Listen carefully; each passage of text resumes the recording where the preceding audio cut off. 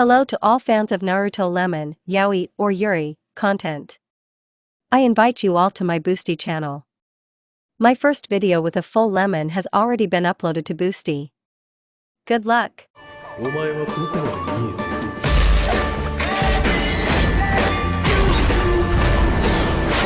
ている。俺の死に様か。 You need to be careful in your words and actions. Jiraiya-sensei, I already know this technique. She said quietly. Where? Did Minato really show it? The Toad Hermit was surprised. When? I was little, I saw my father training with Akira, where they were just teaching this technique. She was very beautiful and I liked her right away, but I was too small to train her. Then I asked Nisan what his father showed him, and he replied that it was the Rasengan. Naruto didn't lie a word when he told a story from the life of the local Namikaze. I looked into his scrolls and found a description of this technique. But then I didn't understand anything, but a few years later I remembered and began to learn from memory. And, how long did you teach her? I tried to understand the first stage for several months, but quickly mastered it, studied the second even longer, and the third for 4 months. This is where Uzumaki started lying. I mastered it completely in a year. Jiraiya blinked his eyes and nodded with satisfaction. Can you not tell anyone about this? I don't want my father or anyone else to find out. Of course, Naruto-chan. Then we will study the summoning technique. Yes, I was waiting for this, Databao. Uzumaki was happy, but didn't show it. Kami, those toads again. She was able to see Sasuke only after 3 weeks. He was completely captured by Orochimaru, not letting him out of his laboratories and dungeons, which, it turns out, were full throughout the village. And Jiraiya gave her permission only after she had completely mastered the summoning technique. Gamabunta appeared after a week of trying to summon him. Then Naruto really freaked out. Naturally, it all spilled out on Kurama, and she simply put a huge amount of chakra into the call. When a huge toad appeared in front of Jiraiya, he went nuts, to be honest. Who called me? Gamabunta boomed. It's me, Gamabunta-san. Naruto answered, standing on the toad boss's head. This time she decided to show much more respect to the toad than she had that time. I entered into a contract with you. Who are you, girl? I am Namikaze Naruto, daughter of Namikaze Minato. Naruto said quietly but confidently, and Jiraiya was once again amazed at how this girl changes in difficult situations. I offer you my respects, Gamabunta-san. Are you Minato's daughter? Well, let's see what you can do. The boss chuckled. Then Naruto experienced a truly hot shock. The head of the Toad Village tried all day to throw her off his back, but she, with her usual tenacity, continued to hold on. Jiraiya watched the whole show with some pride and excitement. But Naruto still withstood this test, and when the Toad boss finally recognized her, she fell exhausted from his head, straight into the hands of the sensei. Amazing girl. She will become the strongest kunoichi. Bunta finally said, disappearing in a cloud of smoke. I know. The hermit smiled softly, placing his goddaughter on the ground. Over the next few weeks, Naruto learned to properly distribute chakra for summoning. She began to be able to summon small and medium-sized toads. At one moment Gamakichi appeared, and then Gamatatsu. Uzumaki remembered with nostalgia how big they grew in that world. A week before the exam, Itachi returned. Sasuke kindly informed her about this, entering the room through the window so that his family would not notice him. Naruto immediately got out of bed and ran to their training ground. It should be noted that during her training with the hermit, her speed became even greater, and her endurance increased several times. And the chakra reserve has increased due to constant training. Kurama said that thanks to the summoning technique, her channels have become much larger and stronger, as there is constant tension and release of chakra. Now her level was equal to that of a strong Chunin. Sasuke, you look kind of tense. Is it because of Orochimaru? Naruto asked his best friend as they ran across the rooftops of Konoha. I don't know. I missed Itachi, but when I saw him, when he called me, I realized that, because of me, he lost his younger brother. I took his place. The Uchiha shared his thoughts. He doesn't deserve me to lie to him all his life. I want to tell him. Sasuke explained. You thought about this too, am I right? Then, when you told Gaara, you wanted to tell Itachi everything too, right? You're right, he doesn't deserve to have us lie to him all his life. But I'm afraid of losing him. How will he take all this, Sasuke? This will be a strong blow. You're right. But I must. We'll tell him after the exam, okay? We need to figure out what to say. Throw out all the information, then they ran in silence. The closer Naruto ran to their place, the more clearly she felt the light of his native chakra. Here he is, very close, alive and unharmed. Itachi! Naruto exclaimed joyfully when she saw him at the training ground. He, as usual, sat under a tree and wrote a report on the mission. The Uchiha raised his head to the running teenagers and was immediately enveloped in the warm embrace of his son. His brother had already welcomed him home, so now he just stood aside, watching this cute scene. Hello, sunshine. He smiled. Kitty. She drawled, lightly hitting him on the back. Itachi laughed into her shoulder. I missed you. And we have so much to tell. I missed you too. And now I want to listen to the story about your exam. As the children spoke, complimenting the other story without interrupting, the face of the clan's genius lengthened. And when it came to the last month of training, I no longer had the strength to be surprised. His brother is trained by Orochimaru himself, Naruto learns from Jiraiya, and Sakura learns from Tsunade. Well, this is really unexpected. Then followed a story about their achievements. His little friends managed to learn the summoning technique, Sasuke mastered several more fire jutsu, and Naruto mastered wind. Well, that seems to be all. Sasuke finished, and Naruto nodded. I am proud of you. That's all I can say. Itachi smiled. These kids will definitely change this world. The day of the last exam came too unexpectedly. For the participants themselves. But the villagers were literally counting down the seconds until such an important event. Everyone was excited for the epic battle between Uchiha Sasuke and Hyuga Neji. Representatives of the two strongest clans of Konoha, two incredible dojutsu, will compete in an equal duel for the title of Chunin. Bets have been accepted since the morning, residents' opinions are divided. Half bet on Uchiha, the other half on Hyuga. There was also a battle between two fan clubs. They did not agree on which of their idols would win. The girls literally went crazy from the news that their idols would fight, and started a real massacre in the middle of Konoha. 24 Chunin and Jounin tried to calm the enraged girls, but they only succeeded closer to night. They had nightmares about it for several nights. The objects of controversy themselves did not care about all this, completely devoting themselves to training. Neji trained with the clan, and Sasuke trained with one of the great Sannin. It was the most month of their lives. The fight between Dog no Gaara and Naruto Namikaze did not go unnoticed. If anyone else knew that these two were Jinchuriki, there would be a real stir around them. Where have you seen two demons fight against each other? The Kazekage himself came to see this spectacle. Of course, he was consumed by excitement. What will happen if his son kills the Hokage's daughter? How will this affect relations between the two countries? In general, everything was very exciting. The first fight should take place between two geniuses, so spectators began to gather at 6 in the morning to take the best seats. The heroes of the noise themselves arrived at the site of the final battles only at 10. Sasuke and Naruto met halfway, so they decided to walk together, quietly discussing future fights. On the way, they met Shikamaru, as well as Shino. The group reached the arena, where the entire Sabaku no family and Neji were waiting for them. The representative of the Hyuga clan looked arrogant and cold, as if everyone owed him money here. Try to straighten his brains out. Naruto said in a whisper, nodding towards Neji. That's your prerogative.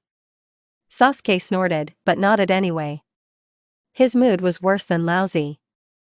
In the morning, his father gave him a lecture on the topic that you, Sasuke, should not disgrace your clan by losing to this white-eyed one, and Itachi was called up for service, so he could not see him before leaving. Only Makoto wished him good luck before the fight, which did not increase the level of the young Uchiha's mood one bit. Naruto didn't have a good morning either. She overslept because she forgot to set the alarm, and her internal red clock didn't bother to wake up its owner. Therefore, with a curse, Naruto got ready in 15 minutes. Going down to the kitchen to grab something to eat, Uzumaki saw several looks that completely killed the whole mood. The father snorted contemptuously, the mother said nothing at all, and Akira sighed heavily. Honestly, it felt like they were saying goodbye to her. Having quickly had breakfast, Naruto ran to the arena. No, to support my daughter. After checking everyone present, Hayate Gecko led everyone inside, announcing the order of battles and telling them to wait here. The candidates for the title of Chunin looked at each other and shrugged their shoulders. A minute later, the examiner returned and called Neji and Sasuke into the arena.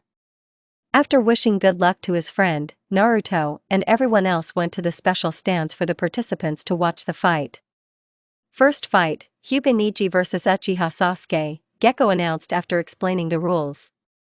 The final stage is the most important part of the exam, as it is here that it is decided whether a genin will become a chunin. Looking around the entire arena, Sasuke noticed his father, mother, who were sitting in a special box, as well as 3 sanins next to Minato. The Kazekage was also sitting in the Hokage's box. You can't defeat me, Uchiha. I've trained too long to get strong. You are not worthy to fight me. Let's start. Gecko said and stepped aside. Neji and Sasuke stood tensely opposite each other. Everyone expected the first move from their opponent. Hyuga was the first to break down and, activating his Byakugan, ran towards the Uchiha. The timely activation of the Sharingan saved the red-eyed man from being hit by the soft hand, and he jumped over Neji, taking a stance. You can't win. Give up. Hyuga began, to which the no longer last of Uchiha chuckled. Running at great speed towards the enemy, he fought with him in pure taijutsu. Only the holders of the great dojutsu could follow this dance. Ordinary spectators, alas, have to see only blurry silhouettes. After waiting a moment, Sasuke jumped into the sky, launching a fireball at his opponent, but he dodged it. On the other hand, fire bullets fired at Neji were fired by the Uchiha clone. Then he had to twist and bend over the bullets with incredible flexibility. At that moment, a kick from Sasuke came from above, and the Hyuga genius flew to the other side of the arena. Not even 3 seconds had passed before the Uchiha was hit by blows from Neji, who had already stood up and ran up. The owner of the Byakugan wanted to use 64 blows of heaven, but the Sharinganist deftly jumped above him, again moving behind his back. Hyuga instantly turned and parried the blow with his fist. Sasuke used his Sharingan to dodge and block, but missed one blow when he was distracted by the Byakugan man's hand. The kick sent the Uchiha flying into the wall of the arena, causing multiple cracks to appear along it. Quickly recovering, he ran at the enemy again, releasing a fireball as he went. While Neji was dodging, Sasuke flew up behind him and intended to kick him, but was quickly stopped by his opponent. Grabbing the Uchiha by the leg, Neji launched him into the air, and then jumped above him and kicked him in the stomach. Sasuke crashed into the ground at great speed, and a stream of blood flowed from his mouth. Having spat it, the red-eyed man quickly jumped up from the ground while Neji was flying with his fist at him, and, kicking Hyuga on the back, he flew back to the wall. I'll kill you. The owner of the Byakugan growled, rising to his feet. The opponents froze again opposite each other, glaring at the other with their dojutsu. Your destiny is to fall by my hand, Uchiha. I don't believe in fate, idiot. Sasuke collected chakra for the Chidori in his hand and ran towards the enemy, destroying everything in his path. He ran too fast, so Neji didn't have time to do anything and was hit by the technique. He was hit with an electric shock and flew back to the wall, making another dent there. You! Hyuga growled once again, getting to his feet. The next moment, 2 huge fireballs flew at him. Niji had no choice but to use whirlwind, the technique of the main branch of the clan. While the action continued, Niji tried to come up with a plan. But time was getting short, so when it ran out, Hyuga intended to use the soft hand technique, but miscalculated. Sasuke, having caught the moment of the end of the technique, again used Chidori on Niji, finally finishing off the enemy. Fate can be changed, Niji. And if you always pay attention to your seal, then you will remain weak and useless. The Uchiha snorted. It doesn't define you or your strength, remember. That's the last thing the Byakugan man heard before passing out. Winner, Uchiha Sasuke. The fight between Temari and Shikamaru lasted 15 minutes. Nara gave up when he ran out of chakra, greatly surprising his rival.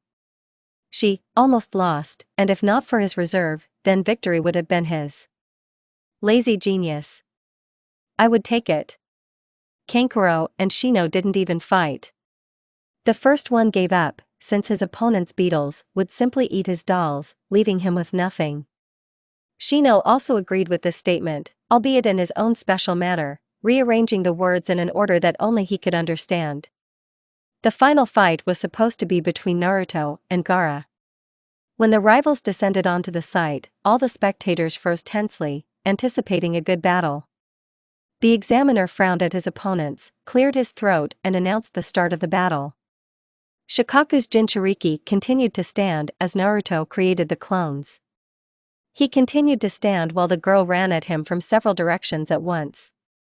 At the last moment, sand saved him from being hit. The Uzumaki grinned.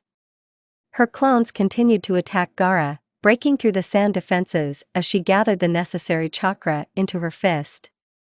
When this was done, Naruto slammed the ground with such force that the arena shook and the dog but jumped into the air. Then the Hokage's daughter, jumping also high, blew a strong stream of wind towards the brother in misfortune.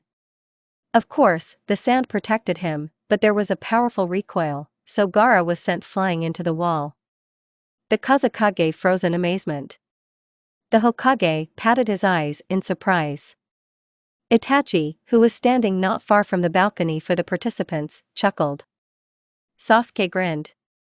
When Sabaka rose to his feet, he was not without surprise when he discovered blood on his hands. His blood. This was the first time he had seen her. Uzumaki Naruto was the first to hurt him. More stringent methods are definitely needed. For a second, he felt the thirst for blood again. One that had not bothered him for several weeks. It became scary. But seeing a slight smile from his friend, the Jinchuriki relaxed. Everything will be fine. Shooting sand at the girl at insane speed, Gaara grinned. She won't be able to dodge, he thought.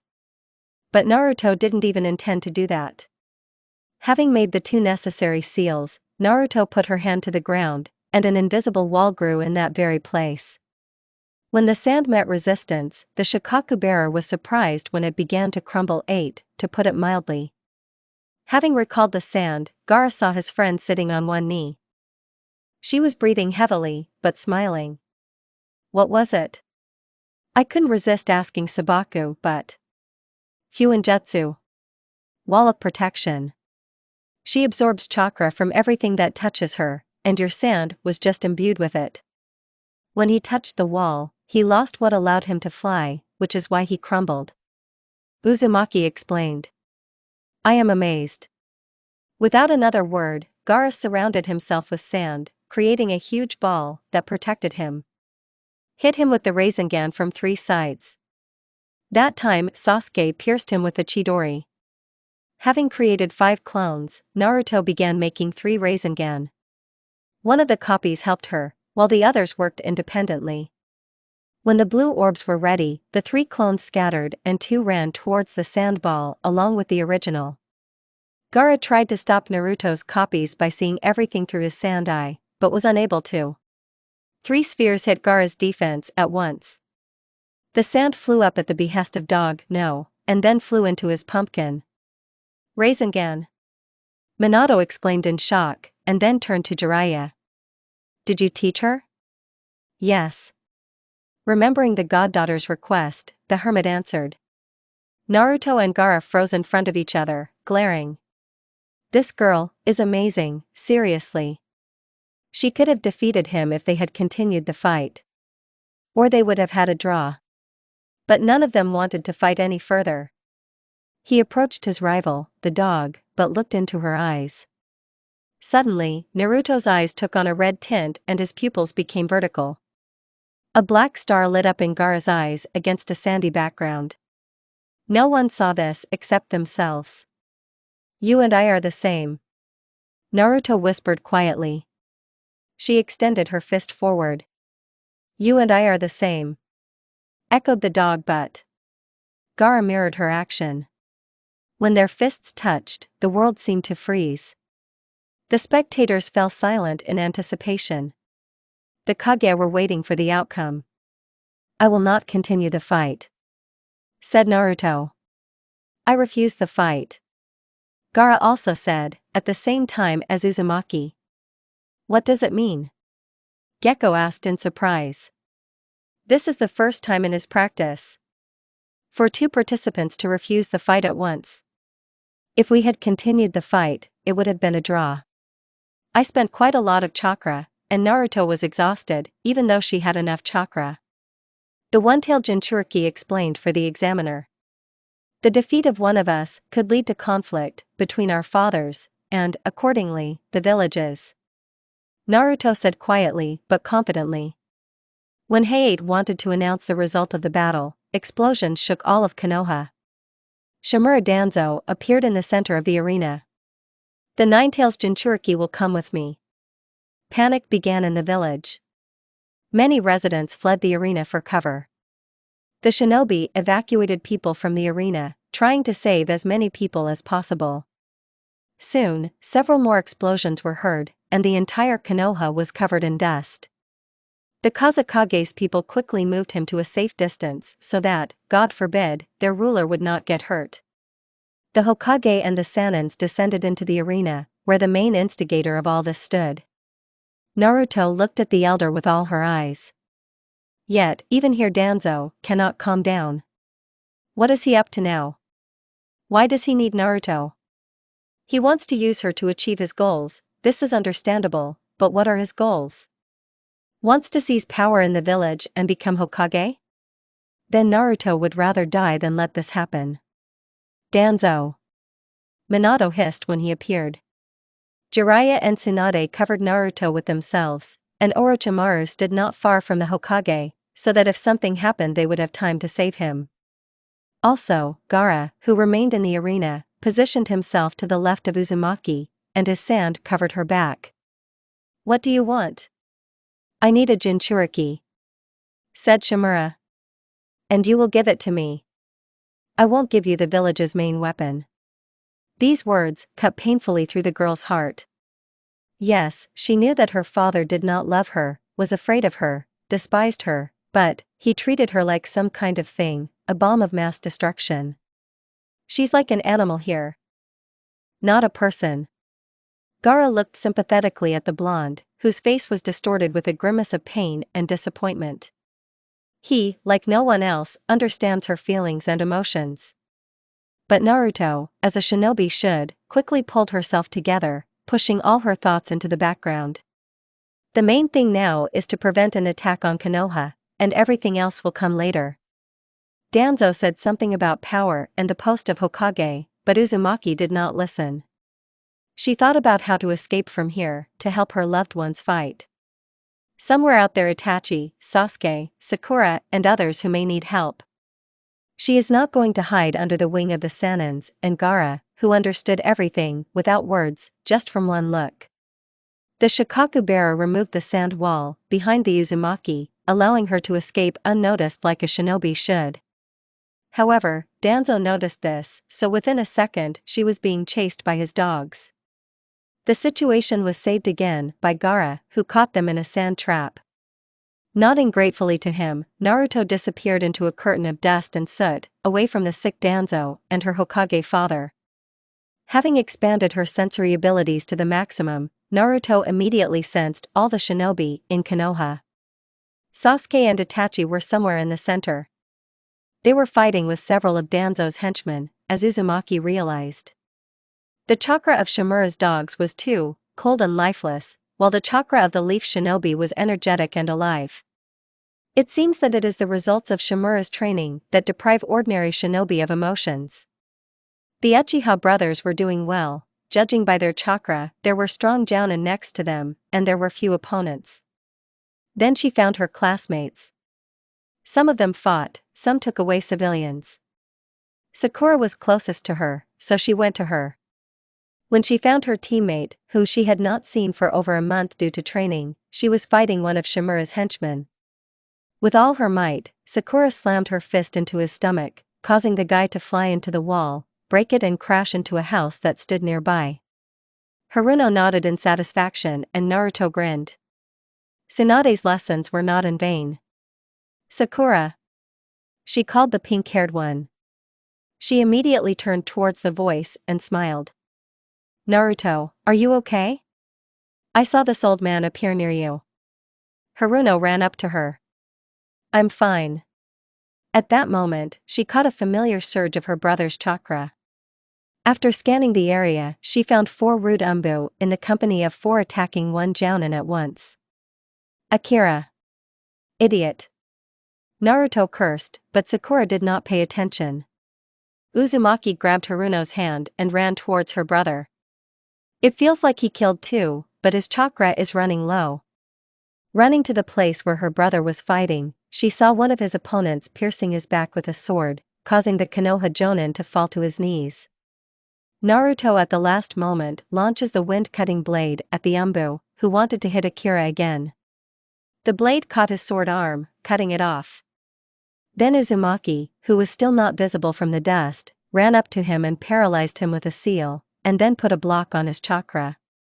The swordsman lost consciousness from pain. The other remaining enemy wanted to attack the girl, but was stopped by her own clone, who arrived from behind. When the umbu was distracted by her copy, Naruto formed the necessary seals and paralyzed him. He fell like a sack to the ground, and the Jinchuriki finished him off with a powerful blow to his temple and a seal on his chakra. Here, rather, the effect of surprise worked. And Akira gave them quite a beating. Sakura, how is Ni-san? She turned to her friend, who was already examining the victim. Akira looked at his sister with all his eyes, lying on his stomach, while Haruno somehow saved the situation. I won't be able to heal him completely, his wound is too serious. It is located close to the spine. One more blow, and he would never have been able to be a shinobi. I'll take my time, but he needs professional help. Sakura answered, biting her lip intensely. Go, I'll hold out as long as I can. Hold on. Uzumaki nodded and, taking one last look at her brother, disappeared into the thick dust. Namikaze wanted to stop his Immortal, but did not have time. She disappeared from his sight too soon. Naruto ran across the rooftops of Konoha while the battle raged below. According to her data, the Konoha shinobi pushed back their opponents and confidently conquered their village back. While she was running, several attacks were made on her, but the Jinchuriki managed to react in time and no one got to her. There were a few small scratches that Kurama successfully treated. And so I found you. Shimura appeared in all his glory before the Hokage's daughter. He looked with superiority and arrogance, as if she were some kind of trash. Although this psycho probably thinks so, because she is the incarnation of the demon fox. You won't survive, they rumbled in my head. I know, but what else can I do? Hold on a little, I feel the Uchiha approaching. I feel it too. Having finished the dialogue with Kurama, Naruto launched a fireball at her opponent, but he only grinned and easily dodged, using an air wave. Uzumaki was literally blown away by the wind, but she was able to get to her feet and, having created several clones, ran towards Danzo. He easily dispelled them with a strange weapon, which Naruto saw for the first time in her life, getting closer and closer to the Jinchuriki. Then Uzumaki placed a barrier around herself, putting together several seals, which was supposed to hold the for a while. What kind of weapon does he have? This is a kunai infused with wind chakra. He was able to use it to lengthen it, so the weapon took the form of a sword. Its power is destructive, be careful. And as if by order, Danzo broke through her barrier with a kunai, catching the hand of the bija bearer. Next, wind techniques rained down on her, which Naruto only had time to dodge. Kurama intensively treated her hand, but the wound was too deep. The Uzumaki only had to run away from Shimura, since the seals were not yet available to her. Come here, Namikaze. We'll just talk, I won't hurt you. Yeah, so I believed you. Naruto mentally snorted, dodging the thrown kunai. Can I use your chakra? Do not dare. If you do this, you may rupture the chakra channels. You haven't even tried using one tail yet. You'll get hurt, you fool. I have no choice, otherwise he will grab me. Sasuke and Itachi are almost here, I have to hold out. With these words, Naruto's body was enveloped in red chakra, and one tail appeared behind him. The main thing is not to overdo it, the girl decided for herself. The wound on his hand healed in the blink of an eye, returning the Jinchuriki the ability to move his hand. Demon. Now it's clear why your father despises you. You are a monster, Namikaze, and no one needs you. Everyone is afraid of you, everyone takes advantage of you, demon. So why do you need such a demon? Naruto growled in a voice that wasn't her own, but she was completely in control of herself. A Rasengan appeared in her hand, creating a clone, and she ran towards her opponent. Danzo dodged at the last moment, kicked the Jinchuriki on the back, and then kicked him in the stomach. Uzumaki flew up, but Danzo jumped and hit her in the back again, causing her to land with all her might on the roof of one of the houses. Worthless animal. As Naruto tried to stand up, Danzo fired another air wave at her, causing her to flip onto her stomach. The orange chakra began to drain from her body, leaving the Jinchuriki completely unprotected. The last thing she saw before losing consciousness was a fire dragon flying directly overhead. Konoha was recovering from the attack. Where the battles took place, buildings were destroyed, many streets lost their beauty and grandeur, drenched in the blood of innocent people and shinobi. The attempt to start a civil war failed, but brought a lot of suffering. Several thousand civilians were killed, hundreds of wounded and dead shinobi, ruins of houses and buildings. The leaf will recover for several years before it regains its former beauty, and also improves the economic situation. Danzo's attempt to seize power failed, but it greatly weakened the village's economy. It will take a lot of money to build new houses and restore buildings. Every day, zeros were added to the Hokage's documents, which made him simply clutch his head. There was also a political issue to be resolved. Shimura escaped and was declared a nuke mean, and 2 other elders were killed. We need to choose new ones. Thank Kami, I already have a few in mind. 5 days ago, there was a funeral for civilians, 2 days ago for shinobi. Hundreds of names were listed on the memorial monument. So many tears were cried and all the flowers were bought. People mourned their losses. This came as a huge shock to everyone. The good news was that almost all of the root fighters were killed, and those who remained fled with Danzo. There were few of them. Following this attack, all Leaf Shinobi were tested for loyalty to the village, as well as for the presence of Shimura's personally designed seals. Several spies and frontmen from Danzo were identified, and they were soon killed after several interrogations and tortures, which were personally carried out by Ibiki. After the funeral, Minato summoned Naruto, Sasuke, and Shikamaru. Having explained the whole situation, he gave them the rank of Chunin, immediately sending them on missions. No matter how Namikaze felt about his daughter, he understood that she was a strong kunoichi and an excellent fighter worthy of the title of Chunin. The girl saved her brother and held out in the battle against Danzo until the Uchiha brothers arrived. This is truly worthy of encouragement. And the other 2 showed themselves as befits Chunin. Nara showed an amazing fight with the kunoichi from Sand, showing miracles of strategy and tactics, And Uchiha defeated the genius of the Hyuga clan and then fought against Danzo's people and saved many people. Akira spent several days in the hospital after that memorable battle. The doctor said that if Naruto and Sakura had not arrived in time, he would never have been a shinobi. While his sister dealt with the two enemies, Haruno tended to her wound. Fortunately, Tsunade's lessons were not in vain. Namikaze was then seriously afraid for his Immortal, but she dealt with the opponents with minor losses and ran away, leaving her brother in the care of Sakura. Be grateful that she noticed how you were wounded. Otherwise, I wouldn't be able to help. The pink-haired one spoke then. Nobody could. Naruto then gave it her all, trying to save as many as possible. In the midst of the battle, she did not even notice how Danzo approached her.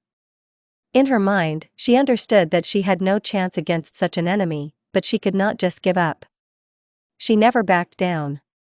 And when Shimura almost grabbed her, Itachi and Sasuke arrived in time and came to her defense. The eldest of them accepted the fight, and the youngest began to examine his best friend, cursing her at the top of his lungs and simultaneously watching Anika's fight in order to cover his back. When the Uchiha began to push back his enemy, Minato and Kakashi came running, and the three of them intended to finish off Danzo. But he managed to escape, using some technique that none of those present knew. "I'll come back for you, Jinchuriki," he finally croaked. The elder Uchiha wanted to charge him with the technique, but his powers were not endless. Danzo disappeared. Naruto. Seeing that almost all opponents were defeated, Itachi rushed to his little friend. Minato and Kakashi could not contain their surprise when the genius of the Uchiha clan knelt down in front of the young Jinchuriki, who was already sitting calmly on the roof of the house. Sasuke sat next to her, smiling faintly that his friend was okay. "She's just exhausted, and Kurama will fix the rest." "It's okay, Itachi." Naruto smiled faintly in response. "I was afraid." The Jounin said briefly. "I'm alive, everything is fine. You and Sasuke made it on time." Naruto cast a short glance at her best friend and whispered gratitude with her lips. He nodded, saying there was no need for gratitude. "There's a battle going on here, Itachi." Naruto chuckled, letting go of her best friend's older brother. "You need to do other things. Sasuke will stay with me. He's had enough of fighting." She heard the younger Uchiha sniffle indignantly next to her. "Okay." The Uchiha sighed heavily. He looked into her blue eyes and nodded. He quickly regained his distant expression, cast a short glance at his brother, telling him to look after Naruto, rose from his knees and looked at the Hokage with his student. Kakashi had a torn mask on the side, set on the exposed part of his face, and a very exhausted look. "What are your orders, Hokage-sama?" Itachi asked formally. "Gather a squad of Jounin to search for Danzo. Search all the nearby forests, look under every stone. At least dig some ground." Minato came to his senses. Kakashi is appointed commander. "Eat." The Jounins reported, disappearing from sight. Namikaze glanced briefly at his daughter and her teammate and left. "You are such a fool, Uzumaki." Sasuke sighed sadly. "Team." Fool grumbled in response. After this, the best friend of the fair-haired misfortune, without listening to the lamentations of the named one, took her to the hospital, which was overcrowded, and handed her over to Tsunade, who, seeing her goddaughter in such a state, immediately began treatment. Sasuke himself, leaving his girlfriend in good hands, ran to finish off his enemies. He had enough chakra for at least one fight. Thus ended the attempt to start a civil war. "Danzo, you have failed me." The masked man spoke, towering over the Konoha Nuke. "You should have stolen the Ninetales. A weak girl. How could she resist you? What did I order you?" "She turned out to be stronger than we expected, Leader Sama." Shimura answered without emotion. "You asked me to weaken Konoha and create sabotage there in order to steal Namikaze Naruto. She must have been hiding her powers from everyone." Leaf also offered strong resistance. These are all excuses. The unknown man sighed heavily. You disappointed me. This won't happen again. Will not be repeated. Now we should gain strength and find new members of the organization. It is I who trust you. Yes, Leader Sama. We'll start our backup plan soon. You can go. Danzo bowed and left his leader's office. Well, Namikaze Minato, you will pay for everything you have done. Naru-chan, are you ready? Jiraiya called her. Now she was collecting the last things to travel with the perverted hermit for 4 long years. A month has passed since the attack on Konoha. Life gradually returned to its previous rut, trying to forget the horrors of that day. Yes, Jiraiya-sensei. Naruto nodded, closing her backpack. How the hermit persuaded Minato to let go of the weapon of the village for 4 long years. She suspected that this could not have happened without the intervention of Tsunade, who was good at convincing. Speaking of which, the Hokage ultimately decided that Naruto would be safer with Jiraiya outside the village, given Danzo's words. He didn't want to lose or give up his weapons. I just need to do something. The girl said embarrassedly, still not completely removing her mask in front of the Sannin. Understand. Meet me in an hour near the gate. The hermit smiled as he walked out the door of Naruto's room. She, having examined the room, smiled to herself and left the house through the window. She talked to Akira in the afternoon, before he ran away on behalf of the Hokage. The brother wished her good luck and made a promise that she would be careful and attentive. The relationship between them was not without tension, but it improved greatly after Naruto saved him. Nisan could now calmly ask her, understanding what Itachi had said a few months ago. It's nice to know that your brother or sister has your back. Run already. Your Uchihas are already waiting for you. Thank you, Kurama. She sped up and went in a roundabout way to the meeting place. Naruto said goodbye to Ka-chan a few hours ago when she knocked and came into her room. Kushina tensely bit her lip and wrinkled her apron, but stubbornly continued to stand. When her daughter drew attention to her, she sighed heavily, just like Akira, and asked her to be careful and not get involved in trouble. This, to be honest, warmed Naruto's heart. She understood that her mother, albeit in some peculiar manner, was worried. Really nice. In her thoughts, Uzumaki ran to the Hokage monument and climbed to the top, where she saw 2 black-haired heads sitting on the very edge of the rock. She smiled and shook her head, walking over to her brothers and sitting down between them. It was as if they had specifically left this place for her. And Naruto wouldn't be surprised if that was true. A few weeks ago, when all the shinobi were more or less back to normal, the Uzumaki and Uchiha told their story to Itachi. Then, having come to the Hokage monument together with Itachi, since their training ground was damaged during the attack and is now being restored, Sasuke and Naruto sat the eldest between them. At first he didn't understand anything, but the guys were in no hurry to clarify anything. They sat in silence for about half an hour until Naruto began her story. She talked and talked, talking about her past life, about her past self, laying out everything as if in spirit, omitting some details that should not be told by her. As soon as Uzumaki finished, Ototo took the floor, telling everything from beginning to end. Sasuke told him about his feelings of guilt, about his desire to take revenge on everyone for his older brother and about his suffering that he experienced after his death. The only thing the friends didn't tell was that Naruto was a guy in that world. Itachi doesn't need to know this, especially since the past remains in the past. She accepted herself a long time ago and is quite happy with her life. Except for some things. After this story, Itachi sat as if struck by thunder, trying to put everything in order. And the more he absorbed the information, the more clearly he realized that he didn't care. Of course, it was unexpected that those people with whom he had been communicating for several months were from another world. But he realized that if not for this, then sunshine would never have appeared in his life, and his younger brother would have continued to treat him with contempt. He could also understand himself in that world, why he did what he did and why he did so much. The desire to protect Ototo was much stronger than his own feelings and needs. Although, can this desire be called not selfish? He did what was important to him, without worrying at all about his brother's feelings and psyche. The Uchiha understood himself, but at the same time, despised him. Probably, that Itachi had the same feelings towards himself.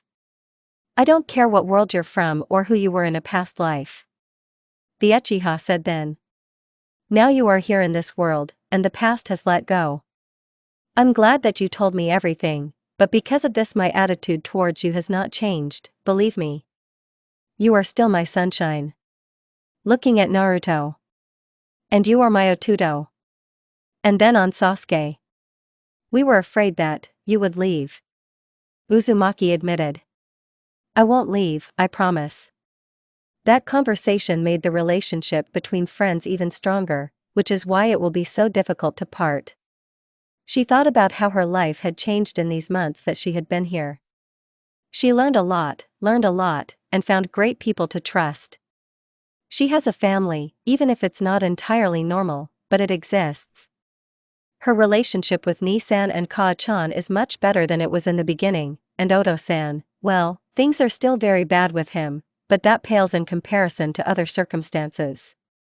Now the people most dear to her are sitting next to her, with whom she will have to part for 4 long years. Nothing else matters. Don't get into trouble, Uzumaki. Sasuke spoke first. And be careful. I won't be there to save your ass. Uchiha, I'm going to hit you with a Rasengan. Uzumaki grumbled in response. I'm serious, Naruto. Be extremely attentive and careful. It is unknown what awaits us in the future. The Uchiha said seriously, turning his head towards his best friend. I know, Sasuke. Everything will be fine. And you be careful with Orochimaru.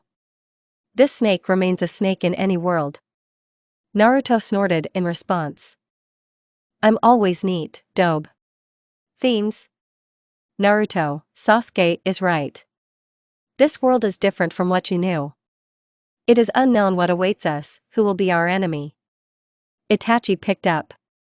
Train more to become stronger. And write letters more often so that we know that everything is fine with you. Certainly. Uzumaki nodded. And you take care of Sasuke so that he doesn't do anything stupid. The above-mentioned grumbled dissatisfiedly somewhere to the side. And take care of yourself. Don't get carried away on missions, be careful. I'll miss you, honey. Itachi turned to face her. Naruto smiled and then laid her head on his shoulder and took Sasuke's hand. I'll miss you too, kitten. For you and Sasuke. The girl said softly, squeezing her best friend's hand tighter. He squeezed it back, answering the phrase. Yes, he will definitely miss her. Now they are saying goodbye for many years, and when she returns, everything will be different. Come back to us. The Uchiha brothers said quietly. I'll be back. I always came back. Danzo, for years have passed since your attempt to seize power in Konoha, said the man sitting in the chair. His body was hidden under a black cloak, and his face was hidden by a faceless mask. It only had slits for the eyes and nothing else. Then you couldn't even capture the Nine-Tails Jinchuriki. Weak girl. I know, Leader-sama. This was my most serious mistake. This won't happen again. Shimura repeated once again, without raising his head and not looking at the masked man. Konoha defeated you then, but you came to me. Together, we will resolve the issue with List once and for all. I trust you. Danzo nodded. We will soon begin to implement our plan.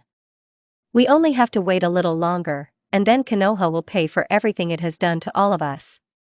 The whole world will tremble in horror. We will finally put things in order.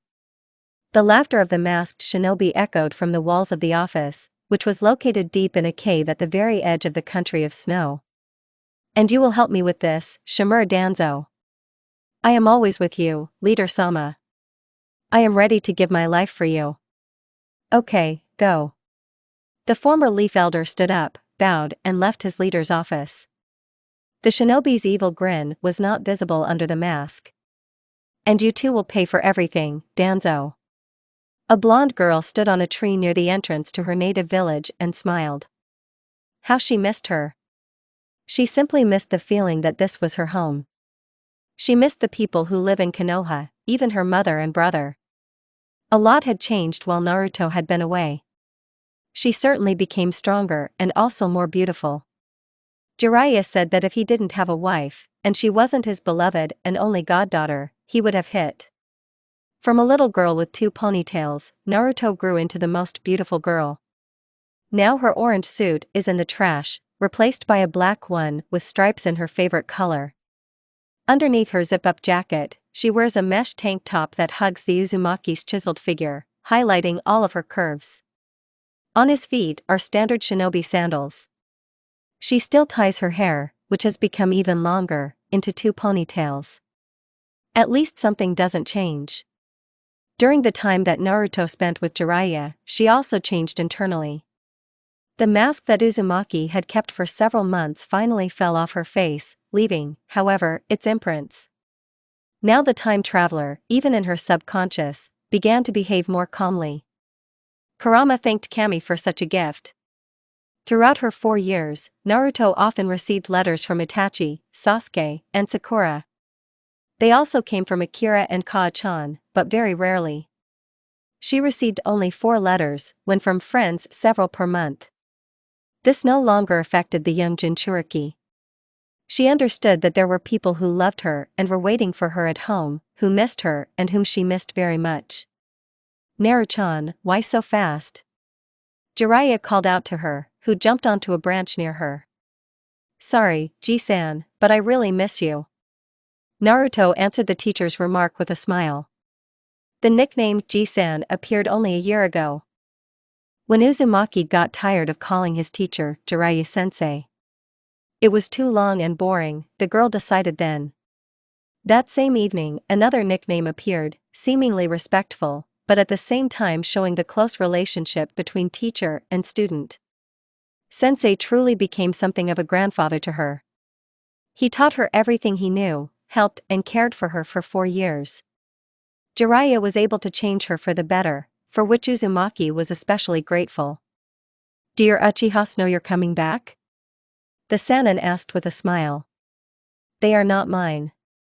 Sasuke is my best friend, by the way, and Itachi, he's just Itachi." "Convince yourself of this," the red rug echoed in my head. "Shut up." "Yes, of course." Sensei didn't believe his student. "So?" "Only Sasuke knows. It's Itachi's birthday today, I wanted to surprise him." Naruto answered with a smile from ear to ear. "Then let's go already, surprise. I think he will be happy." Naruto walked through Konoha with a smile, noting all the changes in it. After Danzo's attack, many buildings were rebuilt, many streets were restored and even new ones were built. The Hokage's residence was not damaged in that battle, but it was still changed, because it seems that no repairs have been made to it since the time of the first Hokage. From the monument, everyone also looked at the faces of the great shinobi of the village who once lived here and still live. Looking at all this, Naruto remembers the moments of her 2 lives and smiles even more. It's good that she was once given a second chance. She never tires of thanking everyone for this. And even if in this life not everything is as smooth as we would like, but when was Uzumaki Naruto afraid of difficulties? "Naru-chan, is everything okay?" Jiraiya asked. "Yes, Ji-san, I'm just in a very good mood." The teacher nodded satisfactorily and continued to walk on the right hand of the student. "Naruto." They heard a vaguely familiar scream. Turning towards the voice, Uzumaki and his sensei noticed Sakura running towards them. "Naruto, you're back." "Hello, Sakura." The daughter of the 4th was sincerely happy, embracing the girl in her arms. Haruno was the same as in that world. Except that her hair here was long and reached her lower back. "I'm so glad to see you. You've changed so much, Naruto." She became so beautiful. Uzumaki's cheeks involuntarily turned a light blush. Thank God the pink-haired one didn't see this. You too, Sakura. The Jinchuriki smiled. After such a short dialogue, Haruno said goodbye to her friend, since she had to run to the hospital to see Tsunade-san. Jiraiya, hearing the name of his beloved wife, perked up and flew away on the wings of love in the direction of the hospital. Naruto looked at him with a slightly mocking look and walked further down the street. Familiar faces often flashed by, running past without noticing anything around. Civilians milled about, talking loudly.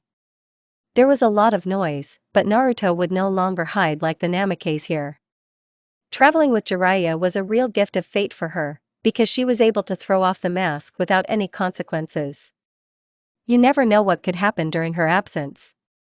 Dobe. She heard a familiar voice somewhere to the side. Turning her head, the girl saw her best friend walking towards her from one of the streets of Konoha.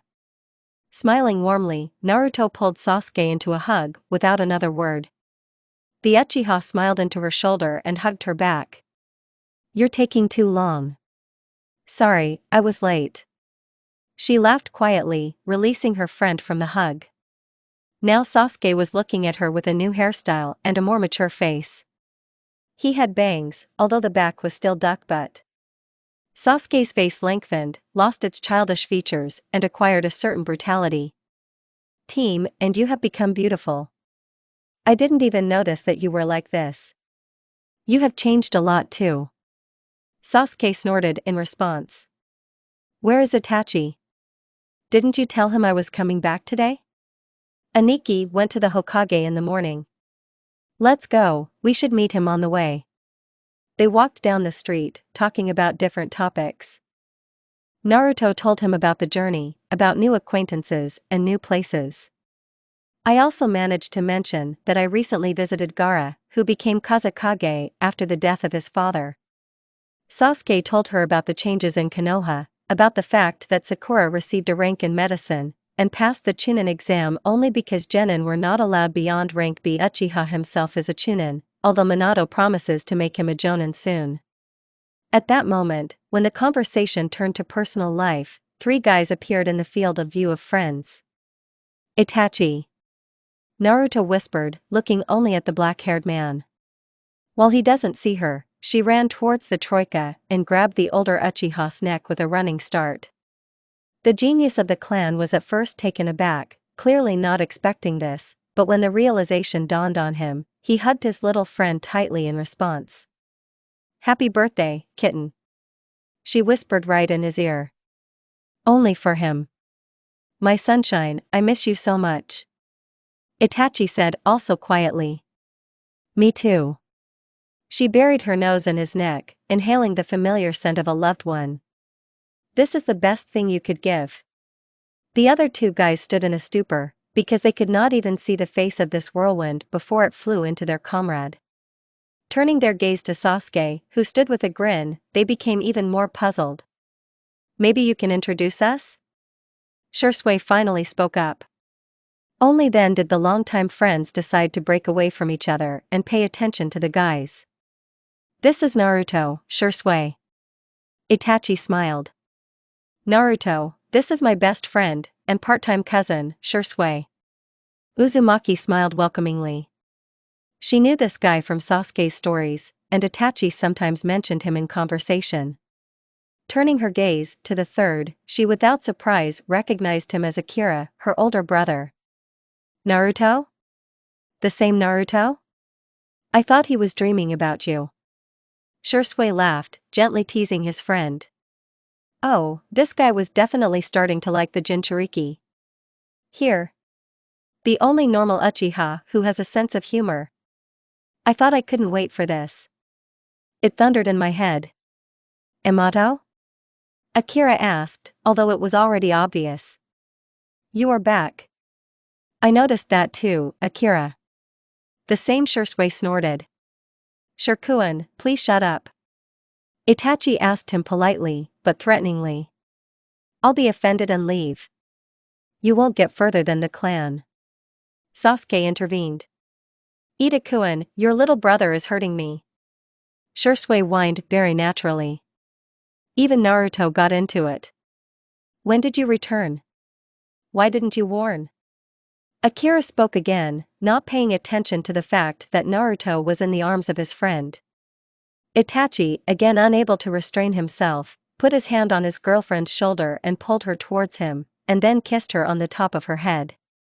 If my father had seen such a display of feelings in public, he would have been disappointed. But he's not here. But even if there was, Itachi wouldn't care. I just got back, Nai-san. I didn't even have time to visit the Hokage. You didn't ask when I was coming back. Sasuke knew. And Itachi? I didn't know. He inserted his word. Sasuke, why didn't you tell me? Squinting, he asked his younger brother. Naruto asked me. I moved the arrows. I wanted to make a surprise. The Jinchuriki answered as a matter of course. Naruchan. Jiraiya's voice interrupted them. The hermit appeared completely unexpectedly, so Naruto shuddered in fear. The Hokage is waiting for us.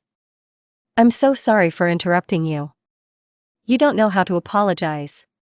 Uzumaki snorted in response, untangling herself from Itachi's hands, although she didn't want to at all. She was such a modest and quiet girl, what she turned into. Sasuke was faintly indignant. Naruto gave him a snort. Itachi looked at the performance mockingly. Shursui burst into laughter nearby, and Akira looked at his surroundings in shock, thinking that either he or everyone else had gone crazy. Sasuke-kun, should I tell you about this? Shursui inserted the word. And I have never been quiet and modest. You weren't so depraved and vulgar. Is there something I don't know? Naruto asked in surprise, looking at her best friend with all her eyes. He literally hissed in the direction of his brother's friend. Training from Orochimaru took its toll, after all. Yes, my favorite cousin just recently got intimate with Hinata-chan, the daughter of Hyuga Hayashi. I saw it in person. Shursui sang cheerfully and ran away from harm. Naruto saw the Chidori flash in Sasuke's hand. And she's only been in the village for 2 hours. Having said goodbye to Itachi, who was going to his father, to the angry Sasuke, who promised that he would tell everything, and Akira, who was still in shock, Naruto, along with Jiraiya, went to her father, that is, the Hokage, to mark their arrival. It was a little uncomfortable and anxious, but there was no fear. What can her father do to her? Moreover, she is the weapon of the village. Entering the office, Naruto immediately saw her father. In 4 years he has not changed at all, except that he has aged. Barely noticeable bruises appeared under the eyes, wrinkles on the forehead, and the face itself became a little haggard. Still, the work of Hokage has a bad effect on his health. He may be a strong shinobi, but age takes its toll. He is over 45 years old. Although, I must say, his hair is still as bright. Hokage-sama, Jiraiya-sanin and Namikaze Naruto returned to the village after 4 years of wandering. The hermit said officially, as expected. I see. Minato chuckled, looking his daughter up and down. He noted that the girl had become taller and was about Kushina's height. Her face had become more feminine, but she also looked like him. The scars on her cheeks now stand out more clearly, and her eye color is even brighter than it was 4 years ago. You've changed, Naruto. She became a beauty. Not expecting such words from himself, Minato himself was surprised by what he said. However, his daughter kept her face.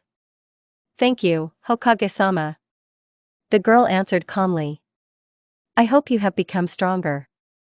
Naruto held back a sarcastic response about the weapon of the village and its increased power. No need to run into trouble. Of course, Hokage-sama.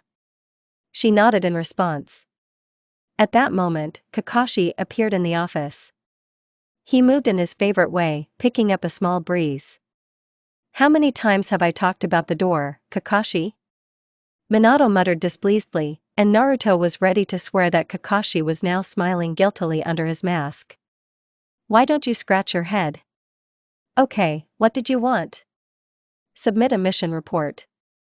He placed 3 sheets of paper in front of the Hokage, causing him to sigh heavily. Naruto mentally chuckled. You should have passed it a week ago. Namikaze said wearily, and his daughter held back a smile. Still, there are things that will always remain the same. For example, Kakashi's lateness and his love for reports. You can be free. Hi, Hokage-sama. And, glad to see you back, Naruto. He turned to her, but did not listen to the answer. He went out through the window. Maybe I should remove the door altogether? Minato muttered, but quickly pulled himself together. He looked at his daughter again, then at Jiraiya, and back at Naruto. Tomorrow, there will be a test for team number 7. There we will decide what to do with you. You can be free. The Uzumaki and Sensei bowed in unison and left the office. After visiting the Hokage, Naruto decided to walk to the hospital to see her godmother, as well as Sakura. Maybe he'll meet someone else. Since Jiraiya had already met with his missus and received a couple of bumps from her, he safely went to write a report. At least that's what he said. Naruto couldn't even imagine what she would actually do. As it turned out during the trip, the perverted hermit here is not so perverted. After he ringed Tsunade, she strictly forbade him to hang around the women's baths and look for inspiration. He tried a couple of times, of course, but after that he almost lost his manhood, so, thinking sensibly, he decided to abandon his writing business without even starting. And Naruto was still wondering why Kakashi-sensei was without his book. Jiraiya, in order to somehow throw out his energy, found himself another hobby. He is looking for trouble on the bottom. Seriously, Naruto had to get him out of trouble so many times that he lost count. She could easily call this activity her hobby. Sensei somehow even managed to smash the entire bar in one of the establishments with his Rasengan when he tried to prove to one of the shinobi that he was that same great and mighty Jiraiya Sannin. At first, it was funny. Then, when I had to run away from a crowd of angry cafe visitors and 5 cloud shinobi, it was not fun at all. Arriving at the hospital, Naruto saw the bustle and running around. Everything is as usual, in general. The staff ran from corner to corner, visitors sat in lines waiting to see a doctor, and the doctors themselves talked to each other. Expanding her sensory abilities, Naruto sensed several familiar chakra lights in the hospital. Somewhere here was Shikamaru, next to him was Choji. I could also feel Hinata and, surprisingly, Kushina. Kakashi-sensei's chakra was also felt. Quickly remembering that his wife worked here, Naruto smiled. Following her feelings, Uzumaki reached the office where the copy man was. Next to him there were 2 more chakras, one was slightly weaker than the sensei's chakra, and the other, very weak. Knocking on the door and hearing permission to enter, Naruto entered. A picture appeared before her that would forever remain in her memory. Kakashi-sensei was sitting on the couch and holding a child in his arms, who was laughing loudly and reaching for the copy man's mask. A young woman was sitting at the table, smiling at the picture. Naruto, hi. Sensei greeted her joyfully. The woman, Rin, turned in her direction and smiled.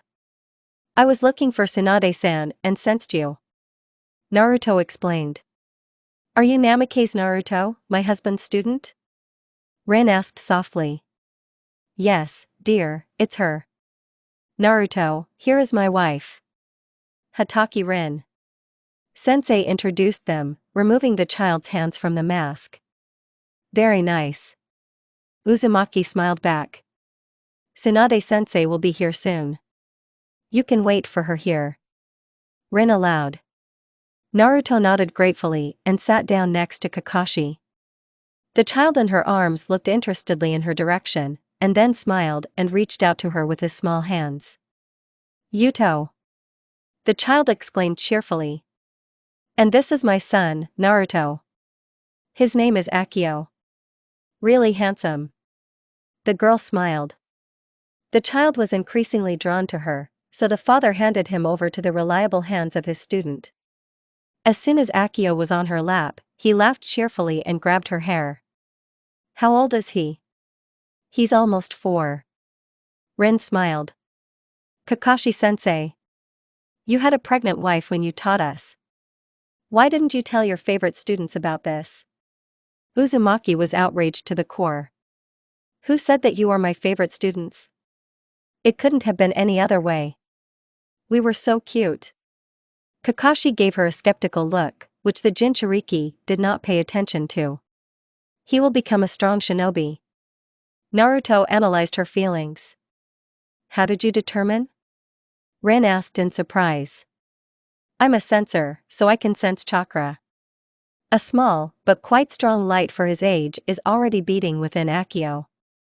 If you train well, he will become even stronger. Also, his chakra is very similar to Kakashi-sensei's. I can say that he took all the strengths of his father. His chakra is a little frisky, but at the same time cool, just like his sensei's. Naruto explained.